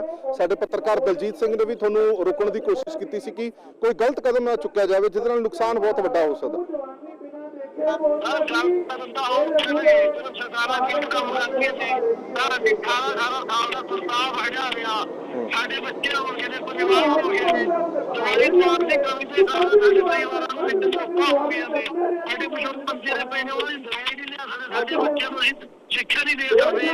ਇਸ ਤੋਂ ਬਾਅਦ ਬੇਕਦਰੀ ਕੀ ਹੋਊਗੀ ਸਾਡੇ ਅਧਿਆਪਕਾਂ ਨਾਲ। 18 ਸਾਲ ਦਾ ਪ੍ਰਸਤਾਵ ਹਟਾਇਆ ਸੀ, ਸਰਕਾਰਾਂ ਨੂੰ ਖੁੱਲ੍ਹਾ ਚੈਲੰਜ ਕਰਦਿਆਂ ਜਿਹੜੇ ਸਾਡੀਆਂ ਗੱਲਾਂ ਨਹੀਂ ਮੰਨੀਆਂ ਜਾਂਦੀਆਂ, ਅਸੀਂ ਇੱਥੇ ਹੀ ਛੱਡੇ ਜਾਵਾਂਗੇ। ਤੇ ਜੇਕਰ ਹੁਣ ਕੋਈ ਬੱਚਾ ਇੱਕ ਪੂਰੀ ਕਰਾ ਪੜਿਆ ਤਾਂ ਉਹ ਅੱਜ ਦੇ ਵਿੱਚੋਂ ਇੱਕ ਹੀ ਹੋਵੇਗਾ। ਚਲੋ ਬਹੁਤ ਬਹੁਤ ਧੰਨਵਾਦ ਤੁਹਾਡਾ। ਮੈਂ ਤੁਹਾਡੇ ਤੋਂ ਵੀ ਜਾਣਨਾ ਚਾਹੁੰਦਾ ਕਿ ਜਿਹੜੇ ਇੱਥੇ ਇੰਨੀ ਗਰਮੀ ਦੇ ਵਿੱਚ ਮੈਂ ਬਜ਼ੁਰਗ ਵੀ ਦੇਖ ਰਿਹਾ, ਇਹ ਬਜ਼ੁਰਗ ਵੀ ਟੀਚਰ ਨੇ ਜਾਂ ਕੀ ਮੈਨੂੰ ਸਮਝ ਨਹੀਂ ਆ ਰਹੀ। ਇਹ ਸਾਡੀਆਂ ਭਰਾਤਰ ਜਥੇਬੰਦੀਆਂ ਨੇ, ਕਿਸਾਨ ਜਥੇਬੰਦੀਆਂ ਨੇ। ਸ਼ੁਰੂ ਤੋਂ ਜਦੋਂ ਵੀ ਅਸੀਂ ਧਰਨੇ ਲਾਏ ਇਹਨਾਂ ਨੇ ਹਮਾਇਤ ਕੀਤੀ। ਅਸੀਂ ਚੀਮੇ ਟਾਈਮ ਵੀ ਧਰਨਾ ਲਾਇਆ ਸੀ, ਜਦੋਂ ਸਰਕਾਰ ਨੇ ਸਾਨੂੰ ਨੌਕਰੀ ਦਿੱਤੀ ਉਦੋਂ ਵੀ ਸਾਡੇ ਸਿਰ ਤੇ ਇਹਨਾਂ ਦਾ ਹੱਥ ਸੀ। ਅਸੀਂ ਇੱਥੇ ਤੱਕ ਪਹੁੰਚੇ ਆ, ਇਹ ਸਾਡੀ ਸਦਾ ਹੀ ਸਪੋਰਟ ਕਰਦੇ ਆ, ਅਸੀਂ ਇਹਨਾਂ ਦਾ ਵੀ ਧੰਨਵਾਦ ਕਰਦੇ ਆ। ਪਰ ਅਸੀਂ ਸਰਕਾਰ ਕੋ ਇੱਕੋ ਇੱਕ ਮੰਗ ਕਰਦੇ ਆ ਕਿ ਜਿਹੜਾ ਸਾਡਾ ਬਣਦਾ ਹੱਕ ਹੈ ਉਹ ਦਿੱਤਾ ਜਾਵੇ। ਜੇ ਸਰਕਾਰ ਉਸ ਤੋਂ ਭੱਜਦੀ ਆ ਫਿਰ ਅਸੀਂ ਹੱਕ ਖੋਣੇ ਵੀ ਜਾਣਦੇ ਆ। ਸਰਕਾਰ ਲਗਾਤਾਰ ਇਹ ਕਰੀ ਕਿ ਸਾਨੂੰ ਇਦਾਂ ਦੇ ਥ੍ਰੈਟ ਦਿੱਤੇ ਜਾਂਦੇ ਨੇ, ਧਮਕੀਆਂ ਦਿੱਤੀਆਂ ਜਾਂਦੀਆਂ ਨੇ, ਟੇਬਲ ਟਾਕ ਨਾਲ ਹੀ ਮਸਲਾ ਹੱਲ ਹੋਣਾ। ਇਹ ਕਰਨਾ ਸਭ ਕੁਝ ਜ਼ਰੂਰੀ ਹੈ ਕਿ ਬਿਲਡਿੰਗ ਦੇ ਉੱਤੇ ਚੜ ਜਾਓ ਜਾਂ ਟਾਵਰ ਦੇ ਉੱਤੇ ਚੜ ਜਾਓ, ਇਹ ਜ਼ਰੂਰੀ ਹੈ। ਇਹ ਸਰਕਾਰਾਂ ਸਾਨੂੰ ਮਜਬੂਰ ਕਰਦੀਆਂ, ਕੋਈ ਆਪਣੀ ਜਿਹੜੀ ਆ ਮਰਜ਼ੀ ਨਾਲ ਨਹੀਂ ਚੜਦਾ, ਸਰਕਾਰਾਂ ਨੇ ਮਜਬੂਰਨ ਚੜਾਉਂਦੀਆਂ। ਜੇ ਸਰਕਾਰ ਜਿਹੜੀ ਕੰਮ ਕਰਨਾ ਚਾਹੁੰਦੀ ਹੋਵੇ ਤਾਂ ਸਰਕਾਰ ਪਹਿਲਾਂ ਹੀ ਕਰ ਜਾਵੇ। ਸਰਕਾਰ ਲਾਰੇ ਲਾਉਂਦੀ ਹੈ, ਵੋਟਾਂ ਦਾ ਟਾਈਮ ਟਪਾਉਂਦੀ ਹੈ। ਇੱਕ ਗੱਲ ਮੈਂ ਸਰਦਾਰ ਸਾਹਿਬ ਤੁਹਾਡੇ ਤੋਂ ਹੋਰ ਪੁੱਛਣਾ, ਹੁਣ ਤੁਹਾਡੀ ਡਿਮਾਂਡ ਕੀ ਹੈ? ਕੁਝ ਤਾਂ ਗੱਲਾਂ ਇਹ ਵੀ ਆਈਆਂ ਸੀ ਤੁਹਾਡੀ ਅੰਦਰ ਖਾਤੇ ਸੈਟਿੰਗ ਹੋ ਗਈ ਹੈ, ਤੁਹਾਡੀ ਮੀਟਿੰਗ ਹੋ ਗਈ ਹੈ, ਸਰਕਾਰ ਨੇ ਕਹਿਤਾ ਕਰ ਦਾਂਗੇ, ਫਿਲਹਾਲ ਤੁਸੀਂ ਧਰਨਾ ਚੁੱਕਦੇ ਹੋ। ਐਦਾਂ ਦੀ ਕੋਈ ਗੱਲ ਨਹੀਂ ਜੀ। ਜੇ ਐਦਾਂ ਦੀ ਗੱਲ ਹੁੰਦੀ ਅਸੀਂ ਓਪਨਲੀ ਤੁਹਾਨੂੰ ਦੱਸਦੇ, ਪਬਲਿਕ ਨੂੰ ਦੱਸਦੇ, ਅਸੀਂ ਆਪਦੇ ਸਾਥੀਆਂ ਨੂੰ ਦੱਸਦੇ। ਹਾਂ, ਜਿਹੜੇ ਉਹਨਾਂ ਨੇ ਕੁਝ ਕੁ ਪੋਜ਼ਿਟਿਵ ਇਸ਼ੂਜ਼ ਸਾਡੇ ਸਾਹਮਣੇ ਰੱਖੇ ਸੀ, ਅਸੀਂ ਚਲੋ ਉਹਨਾਂ ਨੂੰ ਥੋੜਾ ਜਿਹਾ ਪੋਜ਼ਿਟਿਵ ਨਜ਼ਰ ਨਾਲ ਦੇਖਿਆ ਸੀ, ਪਰ ਜਦੋਂ ਅਸੀਂ ਆ ਕੇ ਘੋਖ ਪੜਤਾਲ ਕੀਤੀ, ਉਹ ਸਿਵਾਏ ਗੋਲੀਆਂ ਤੋਂ ਹੋਰ ਕੁਝ ਨਹੀਂ। ਅਸੀਂ ਸਾਡੀ ਮੰਗ ਹੈ ਜਿਹੜੀ ਰੈਗੂਲਰ ਕਰੇ ਸਰਕਾਰ, ਸਾਡੀਆਂ ਪੋਸਟਾਂ ਸਾਨੂੰ ਦੇਵੇ, ਆਲੇ ਛਿੱਕੇ ਕੌਡੀ ਛਿੱਕੇ ਨਾ ਖੇਡੇ ਸਾਡੇ ਨਾਲ। ਤੇ ਸਭ ਤੋਂ ਪਹਿਲਾਂ ਤਾਂ ਮੈਂ ਤੁਹਾਡਾ, ਪੀਟੀਸੀ ਨਿਊਜ਼ ਦਾ, ਦਲਜੀਤ ਸਿੰਘ ਜੀ ਦਾ ਅਤੀ ਧੰਨਵਾਦੀ ਅਸੀਂ ਪੂਰੀ ਜਥੇਬੰਦੀ ਦੀ ਤਰਫੋਂ, ਕਿਉਂਕਿ ਦਿਨ ਰਾਤ ਸਾਨੂੰ ਕਵਰੇਜ ਦੇ ਰਹੇ ਹੋ। ਬੜੀ ਸਾਡੀ ਆਪ ਦੇ ਦੁੱਖ ਦਰਦ ਨੂੰ, ਸਾਡੀ ਸਮੱਸਿਆ ਨੂੰ, ਸਾਡੀ ਮੰਗ ਨੂੰ ਪਬਲਿਕ ਤੱਕ ਲੈ ਕੇ ਜਾ ਰਹੇ ਹੋ, ਗਵਰਨਮੈਂਟ ਤੱਕ ਲੈ ਕੇ ਜਾ ਰਹੇ ਹੋ। ਅਸੀਂ ਤੁਹਾਡੇ ਅਤੀ ਧੰਨਵਾਦੀ ਹਾਂ। ਇਹ ਤਾਂ ਸਾਡਾ ਫਰਜ਼ ਹੈ। ਮੈਂ ਇੱਕ ਗੱਲ ਹੋਰ ਸਮਝਣਾ ਚਾਹੁੰਦਾ, ਤੁਹਾਡੀ ਗਿਣਤੀ ਬੜੀ ਘੱਟ ਹੈ। ਤੁਸੀਂ ਕਹਿੰਦੇ ਹੋ ਕਿ ਤੁਹਾਡੇ 10,000 ਬੰਦੇ ਨੇ, ਪਰ ਇੱਥੇ ਤਾਂ ਬੰਦੇ 100 ਵੀ ਨਹੀਂ ਹੈਗੇ। ਐਕਚੁਅਲ ਦੇ ਵਿੱਚ ਇਹ ਹੁੰਦਾ ਜੀ, ਅਸੀਂ ਕਿਸੇ ਨੂੰ ਕੋਈ ਵਿਸ਼ੇਸ਼ ਤੌਰ ਤੇ ਅਜੇ ਤੱਕ ਬੁਲਾਇਆ ਹੀ ਨਹੀਂ। ਜਿਹੜੇ ਆ ਰਹੇ ਆ ਉਹ ਆਪਦੇ ਲੈਵਲ ਤੇ ਆ ਰਹੇ ਆ। ਜਦੋਂ ਇਹ ਕੰਟੀਨਿਊ ਰੱਖਦੇ ਆ ਧਰਨਾ, ਤਾਂ ਇਹਨਾਂ ਦੇ ਵਿੱਚ ਇੰਨੀ ਕੁ ਮੈਂਬਰਸ਼ਿਪ ਜਿਹੜੀ ਰਹਿੰਦੀ ਹੁੰਦੀ ਹੈ। ਜਦੋਂ ਅਸੀਂ ਸਟੇਟ ਲੈਵਲ ਤੇ ਕਾਲ ਦੇਵਾਂਗੇ ਤਾਂ ਜਿਹੜੇ ਉਹ ਸਾਰੇ ਆਉਣਗੇ। ਤਾਂ ਫਿਰ ਇਹ ਸਮਝ ਲਓ ਵੀ ਉਹਨਾਂ ਦੀ ਗਿਣਤੀ ਹੈ ਜਿਹੜੀ, ਇੱਕ ਇੱਕ ਕਰਕੇ ਗਿਣ ਲਿਓ, 10,000 ਤੋਂ ਪਲੱਸ ਹੋਊਗੀ, ਉਹ ਪਰਿਵਾਰਾਂ ਸਮੇਤ ਆਉਣਗੇ। ਹੁਣ ਜਦ ਤੱਕ ਮੰਗਾਂ ਨਹੀਂ ਮੰਨੀ ਜਾਂਦੀਆਂ, ਉੱਪਰ ਹੀ ਰਹਿਣਗੇ। ਇਹ ਉੱਪਰ ਰਹਿਣਗੇ ਜੀ। ਅਸੀਂ 2 ਦਿਨ ਦਾ ਵਕਤ ਦਿੰਨੇ ਆ, 2 ਦਿਨ ਦਾ ਵਕਤ ਦਿੰਨੇ ਆ। ਜੇ 2 ਦਿਨ ਤੱਕ ਗਵਰਨਮੈਂਟ ਆ ਕੋਈ ਵਧੀਆ ਟੇਬਲ ਦੇ ਉੱਤੇ ਗੱਲ ਨਹੀਂ ਕਰਦੀ ਜਾਂ ਸਾਡੀ ਮੰਗ ਨਹੀਂ ਮੰਨਦੀ, ਤਾਂ ਤੀਜਾ ਦਿਨ ਫਿਰ ਸਾਡਾ ਹੋਊਗਾ। ਚਲੋ, ਇਹ ਸਰਕਾਰ ਤੇ ਲਈ ਇੱਕ ਚੁਣੌਤੀ ਵੀ ਹੈ, ਤੇ ਸਰਕਾਰ ਨੂੰ ਇਹਨਾਂ ਨੇ ਕਹਿ ਵੀ ਦਿੱਤਾ ਕਿ ਜਦ ਤੱਕ ਸਾਡੀਆਂ ਮੰਗਾਂ ਨਹੀਂ ਮੰਨੀਆਂ ਜਾਂਦੀਆਂ ਤਦ ਤੱਕ ਅਸੀਂ ਉੱਤੇ ਚੜੇ ਰਾਂਗੇ। ਔਰ 2 ਦਿਨ ਦਾ ਵਕਤ ਦਿੱਤਾ ਸਰਕਾਰ ਨੂੰ ਇਹਨਾਂ ਨੇ ਕਿ 2 ਦਿਨ ਦੇ ਵਿੱਚ ਜੇਕਰ ਇਹ ਮਸਲਾ ਹੱਲ ਨਹੀਂ ਹੁੰਦਾ ਤਾਂ ਤੀਜੇ ਦਿਨ ਸਾਨੂੰ ਨਾ ਰੋਕਣਾ, ਅਸੀਂ ਕੁਝ ਵੀ ਕਰ ਸਕਦੇ ਹਾਂ। ਅਸੀਂ ਤੁਹਾਨੂੰ ਧਰਨੇ ਦੀਆਂ ਤਸਵੀਰਾਂ ਵੀ ਦਿਖਾ ਦਿੰਦੇ ਹਾਂ ਕਿ ਇੱਥੇ ਇਹਨਾਂ ਦਾ ਧਰਨਾ ਲੱਗਿਆ ਹੋਇਆ। ਸਾਡੀਆਂ ਸੇਵਾਵਾਂ ਰੈਗੂਲਰ ਕੀਤੀਆਂ ਜਾਣ, ਕਿਉਂਕਿ ਲੰਬੇ ਸਮੇਂ ਤੋਂ ਇਹ ਲੋਕ ਨੇ ਜਿਹੜੇ ਉਹ ਇੱਥੇ ਬੈਠੇ ਹੋਏ ਨੇ। ਔਰ ਇਹ ਉਹੀ ਥਾਂ ਜਿੱਥੇ ਕੈਪਟਨ ਅਮਰਿੰਦਰ ਸਿੰਘ 2016 ਦੇ ਵਿੱਚ ਆਏ ਸੀਗੇ, ਜਦੋਂ ਇੱਥੇ ਧਰਨਾ ਲੱਗਿਆ ਹੋਇਆ ਸੀਗਾ। ਔਰ ਉਦੋਂ ਉਹ ਕਹਿ ਕੇ ਗਏ ਸੀਗੇ ਕਿ ਮੇਰੀ ਸਰਕਾਰ ਆਂਦੇ ਹੀ ਤੁਹਾਨੂੰ ਪੱਕਾ ਕਰਾਂਗਾ, ਤੇ ਜਿੰਨੀ ਤੁਸੀਂ ਤਨਖਾਹ ਲੈਂਦੇ ਹੋ ਉਸ ਤੋਂ ਵੱਧ ਤਾਂ ਮੇਰਾ ਮਾਲੀ ਲੈਂਦਾ। ਇਹ ਸਾਰੀਆਂ ਚੀਜ਼ਾਂ ਨੇ। ਇੱਕ ਹੋਰ ਪ੍ਰਦਰਸ਼ਨ ਵੀ ਇੱਥੇ ਚੱਲ ਰਿਹਾ, ਰਿਵਾਈਜ਼ਡ PSTT 2011 ਮੈਰਿਟ ਹੋਲਡਰਸ, ਇਹਨਾਂ ਵੱਲੋਂ ਵੀ ਸੰਘਰਸ਼ ਕੀਤਾ ਜਾ ਰਿਹਾ। ਇਹਨਾਂ ਦਾ ਮੁੱਦਾ ਕੀ ਹੈ, ਇਹਨਾਂ ਨਾਲ ਗੱਲ ਕਰਕੇ ਸਮਝਣ ਦੀ ਕੋਸ਼ਿਸ਼ ਕਰਦੇ ਹਾਂ। ਤੁਹਾਡਾ ਵੱਖਰਾ ਮੁੱਦਾ ਉਹਨਾਂ ਤੋਂ? ਹਾਂਜੀ ਸਰ, ਬਿਲਕੁਲ ਡਿਫਰੈਂਟ ਮੈਟਰ ਹੈ ਜੀ। 2011 ਵਿੱਚ ਪਹਿਲੀ ਵਾਰੀ ਪੰਜਾਬ ਨੇ ਪੰਜਾਬ ਰਾਜ ਅਧਿਆਪਕ ਯੋਗਤਾ ਟੈਸਟ ਲਿਆ ਸੀਗਾ। ਡਿਪਾਰਟਮੈਂਟ ਦੀ ਆਪਣੀ ਗਲਤੀ ਨਾਲ ਉਹ 'ਚ 4 ਸਵਾਲ ਗਲਤ ਪਾਏ ਗਏ ਸੀਗੇ। ਉਹ ਗਲਤ ਆਨਸਰਾਂ ਨੂੰ ਸਹੀ ਕਰਵਾਉਣ ਲਈ ਸਾਨੂੰ 2017 ਤੱਕ 6.5 ਸਾਲ ਲੱਗੇ ਸਰ, ਡਿਪਾਰਟਮੈਂਟ ਨੂੰ ਆਪਣੀ ਗਲਤੀ ਮੰਨਣ ਲਈ। In between that time 6.5 years ਕਰੀਬ 3442 ਵੈਕੈਂਸੀਜ਼ ਆਈਆਂ, 5178 ਪੋਸਟ ਆਈਆਂ ਔਰ 60 ਦੇ ਵੈਕੈਂਸੀਜ਼ ਆਈਆਂ। ਉਹਦੇ ਵਿੱਚ ਅਸੀਂ ਵਾਂਝੇ ਰਹਿ ਗਏ। ਠੀਕ ਹੈ, ਉਹ ਹੱਕ ਲੈਣ ਲਈ ਅਸੀਂ ਕੋਰਟ ਦੇ ਦਰਵਾਜ਼ੇ ਤੇ ਫਿਰਦੇ ਰਹੇ। 3 ਸਾਲ ਹੋ ਗਏ। ਕੋਰਟ ਨੇ ਸਾਡੇ ਫੇਵਰ ਦੇ ਵਿੱਚ ਫੈਸਲਾ ਵੀ ਕਰਤਾ। ਤੁਹਾਨੂੰ ਕਾਪੀ ਦਿਖਾ ਰਿਹਾ ਮੈਂ ਫੈਸਲੇ ਦੀ। ਕੋਰਟ ਨੇ ਕਹਿਤਾ ਕਿ ਤੁਸੀਂ ਇੱਕ ਪੋਸਟ ਇਹਨਾਂ ਦੀ ਆਨਗੋਇੰਗ ਪ੍ਰੋਸੈਸ ਦੇ ਵਿੱਚ ਰਿਜ਼ਰਵ ਕਰੋ, 3704 ਪੋਸਟਾਂ ਵਿੱਚ। ਲੇਕਿਨ ਕੋਰਟ ਨੇ ਸਾਡੀ ਫੇਰ ਵੀ ਕੋਈ ਸੁਣਵਾਈ ਨਹੀਂ ਕੀਤੀ। 27 ਨਵੰਬਰ 2020 ਨੂੰ ਸਾਡੇ ਫੇਵਰ 'ਚ ਆਰਡਰ ਕਰਤੇ ਸੀਗੇ, ਲੇਕਿਨ ਹਾਲੇ ਤੱਕ ਕੋਈ ਸੁਣਵਾਈ ਨਹੀਂ ਹੋਈ ਸਾਡੀ। ਤੇ ਲੌਜਿਕ ਕੀ ਦੱਸਦੀ ਸਰਕਾਰ? ਸਰਕਾਰ ਸਰ ਕੋਈ ਜਵਾਬ ਹੀ ਨਹੀਂ ਦੇ ਰਹੀ। ਰੋਜ਼ ਮੀਟਿੰਗਾਂ ਕਰਦੇ ਆ, ਰੋਜ਼ ਸਾਡੇ ਜਿਹੜੇ ਸਾਥੀ ਨੇ ਆਂਦੇ ਨੇ, ਅੱਜ ਕਰਦੇ ਆ, ਕੱਲ ਕਰਦੇ ਆ, ਅੱਜ ਕਰਦੇ ਆ, ਕੱਲ ਕਰਦੇ ਆ, ਹਵਾਲਾ ਦੇ ਕੇ ਸਾਨੂੰ ਸਿਰ ਮੋੜ ਦਿੰਦੇ। ਅੱਛਾ, ਇਹ ਵੀ ਪਤਾ ਲੱਗਿਆ ਕਿ ਸਰਕਾਰ ਕਰੀ ਕਿ ਹਾਈ ਕੋਰਟ ਦੇ ਵਿੱਚ ਰੋਕ ਕੋਈ ਲੱਗੀ ਹੋਈ ਹੈ, ਕੋਈ ਸਟੇ ਲੱਗਿਆ ਹੋਇਆ ਸੀ? ਹਾਈ ਕੋਰਟ ਦੇ ਵਿੱਚੋਂ ਆਰਡਰ ਆਏ ਸੀਗੇ ਸਾਨੂੰ 27 ਤਰੀਕ ਨੂੰ 2020 ਦੇ ਵਿੱਚ, ਨਵੰਬਰ ਦੇ ਵਿੱਚ। ਉਹਨਾਂ ਨੇ ਇਹ ਕਿਹਾ ਸੀ, ਆ ਆਰਡਰ ਸਾਡੇ ਹੱਥ ਦੇ ਵਿੱਚ ਆ। ਹਾਈ ਕੋਰਟ ਨੇ ਕਿਹਾ ਕਿ ਹਰੇਕ ਕੈਂਡੀਡੇਟ ਨੂੰ ਇੱਕ ਸੀਟ ਜਿਹੜੀ ਆ ਉਹ ਰਿਜ਼ਰਵ ਕਰ ਦਿੱਤੀ ਜਾਣੀ ਚਾਹੀਦੀ ਆ। ਕਿਹੜੀਆਂ ਸੀਟਾਂ ਦੇ ਵਿੱਚੋਂ ਜਿਹੜੀਆਂ ਕਿ ਇਨ ਪ੍ਰੋਸੈਸ ਦੇ ਵਿੱਚ ਹੁਣ ਚੱਲ ਰਹੀਆਂ ਨੇ, ਉਹ ਪ੍ਰੋਸੈਸ ਇਨ ਪ੍ਰੋਸੈਸ 'ਚ ਕਿੰਨੀਆਂ ਸੀਟਾਂ? ਸਰ 3704 ਪੋਸਟਾਂ ਸੀਗੀਆਂ ਜਿਹੜੀਆਂ ਚੱਲ ਰਹੀਆਂ ਸੀਗੀਆਂ, ਉਹ ਇਨਕਰੀਜ਼ ਵੀ ਹੋਈਆਂ ਨੇ, ਬਟ ਉਹ ਪ੍ਰੋਸੈਸ ਚੱਲਿਆ, ਖਤਮ ਹੋ ਗਿਆ, ਜੁਆਇਨਿੰਗ ਹੋ ਗਈ। ਅਸੀਂ ਉੱਥੇ ਦੇ ਉੱਥੇ ਆ।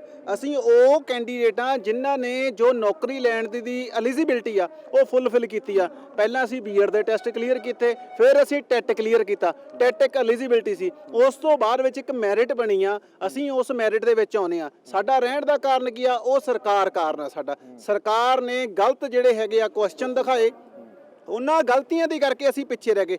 ਕੋਰਟ 'ਚ ਗਏ, ਸਾਨੂੰ 6.5 ਸਾਲਾਂ ਬਾਅਦ ਸਰਕਾਰ ਨੇ ਗਲਤੀ ਮੰਨੀ ਤੇ ਸਾਨੂੰ ਜਿਹੜਾ ਵਾ ਫੈਸਲਾ ਸਾਡੇ ਫੇਵਰ 'ਚ ਆਇਆ।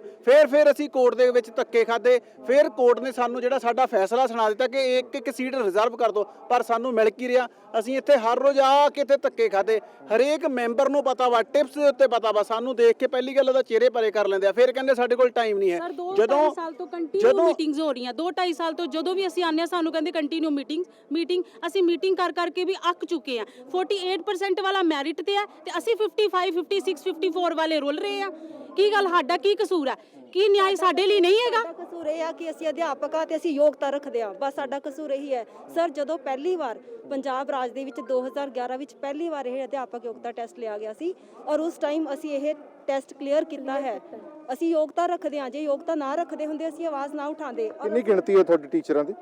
ਲਗਭਗ 500 ਦੇ ਕਰੀਬ ਹੈ।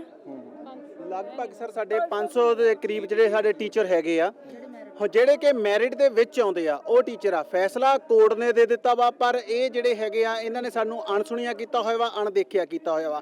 ਈਵਨ ਕਿ ਇੱਥੋਂ ਦਾ ਜਿਹੜਾ ਪ੍ਰਸ਼ਾਸਨ ਆ ਉਹਨਾਂ ਦਾ ਇੱਕੋ ਇੱਕ ਕਹਿਣਾ ਵਾ, ਕੋਈ ਗੱਲ ਨਹੀਂ ਤੁਹਾਡੀ ਅਸੀਂ ਮੀਟਿੰਗ ਫਿਕਸ ਕਰਾ ਦਿੰਦੇ ਆ, ਤੁਸੀਂ ਇੱਥੇ ਜਾਓ। ਸਰ, ਅਸੀਂ ਇੱਥੇ ਕੋਈ ਮੀਟਿੰਗਾਂ ਫਿਕਸ ਨਹੀਂ ਕਰਾਉਣ ਆਏ ਹੈਗੇ, ਅਸੀਂ ਆਪਣਾ ਹੱਕ ਲੈਣ ਲਈ ਆਏ ਆ। ਸਾਨੂੰ ਕੋਰਟ ਨੇ ਕਹਿਤਾ, ਇਹ ਕੋਰਟ ਨੂੰ ਵੀ ਦੇਖ ਕੇ ਅੱਖਾਂ ਮੀਚੀ ਬੈਠੇ ਆ। ਇਹ ਹਾਲ ਹੈ।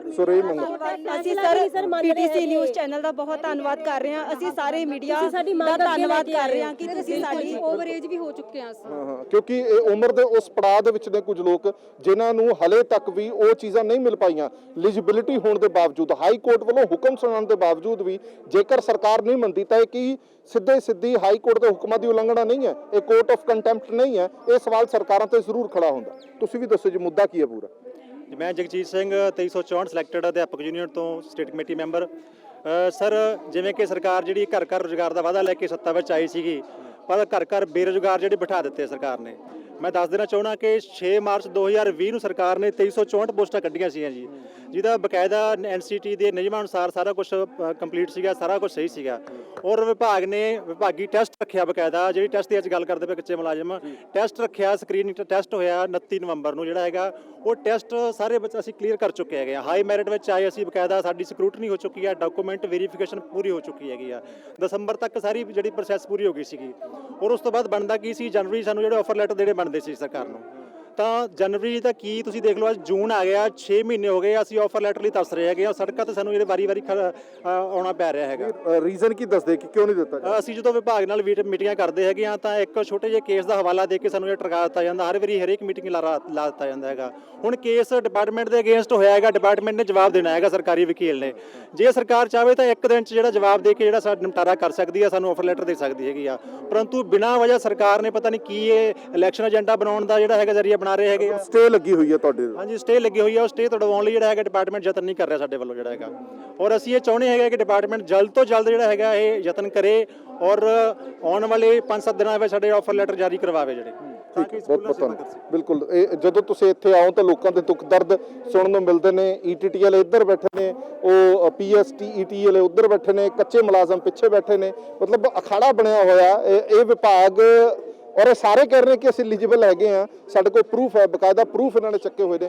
ਪਰ ਸਰਕਾਰ ਜਿਹੜੀ ਉਹ ਸੁੱਤੀ ਪਈ ਹੈ। ਇਹਨਾਂ ਦੇ ਮੁਤਾਬਕ ਸਰਕਾਰ ਕੋਈ ਵੀ ਫੈਸਲਾ ਨਹੀਂ ਕਰ ਪਾ ਰਹੀ। ਕੱਚੇ ਅਧਿਆਪਕ ਪੱਕੇ ਕਰੋ, ਸਾਡੀਆਂ ਸੇਵਾਵਾਂ ਰੈਗੂਲਰ ਕਰੋ, ਕੱਚੇ ਅਧਿਆਪਕ ਜਿੰਦਾਬਾਦ। ਸੋ ਹੁਣ ਦੇਖਣਾ ਹੋਏਗਾ ਕਿ ਸਰਕਾਰ ਇਹਨਾਂ ਦੀ ਮੰਗਾਂ ਵੱਲ ਗੌਰ ਕਰਦੀ ਹੈ ਕਿ ਨਹੀਂ ਕਰਦੀ। ਪਰ ਫਿਲਹਾਲ ਸਰਕਾਰ ਇਸ ਤੇ ਮੁਸ਼ਕਲ ਦੀ ਸਥਿਤੀ ਜ਼ਰੂਰ ਬਣੀ ਹੋਈ ਹੈ, ਕਿਉਂਕਿ ਇਹ ਜਿਹੜੇ ਟੀਚਰ ਨੇ ਇਹ ਇੱਥੇ ਧਰਨਾ ਲਾ ਕੇ ਬੈਠੇ ਨੇ, ਜਿਹੜੇ 4-5 ਨੇ ਉਹ ਉੱਪਰ ਧਰਨਾ ਲਾ ਕੇ ਬੈਠੇ ਹੋਏ ਨੇ। ਔਰ ਇਹ ਕਹਿ ਰਹੇ ਨੇ ਕਿ ਤਦ ਤੱਕ ਅਸੀਂ ਥੱਲੇ ਨਹੀਂ ਉਤਰਨਾ ਜਦ ਤੱਕ ਸਾਡੀਆਂ ਮੰਗਾਂ ਨਹੀਂ ਮੰਨੀਆਂ ਜਾਂਦੀਆਂ। ਦੇਸ਼ ਦੁਨੀਆ ਦੇ ਬਾਕੀ ਖਬਰਾਂ ਲਈ ਬਣੇ ਰਹੋ PTC ਨਿਊਜ਼ ਦੇ ਨਾਲ। ਧੰਨਵਾਦ।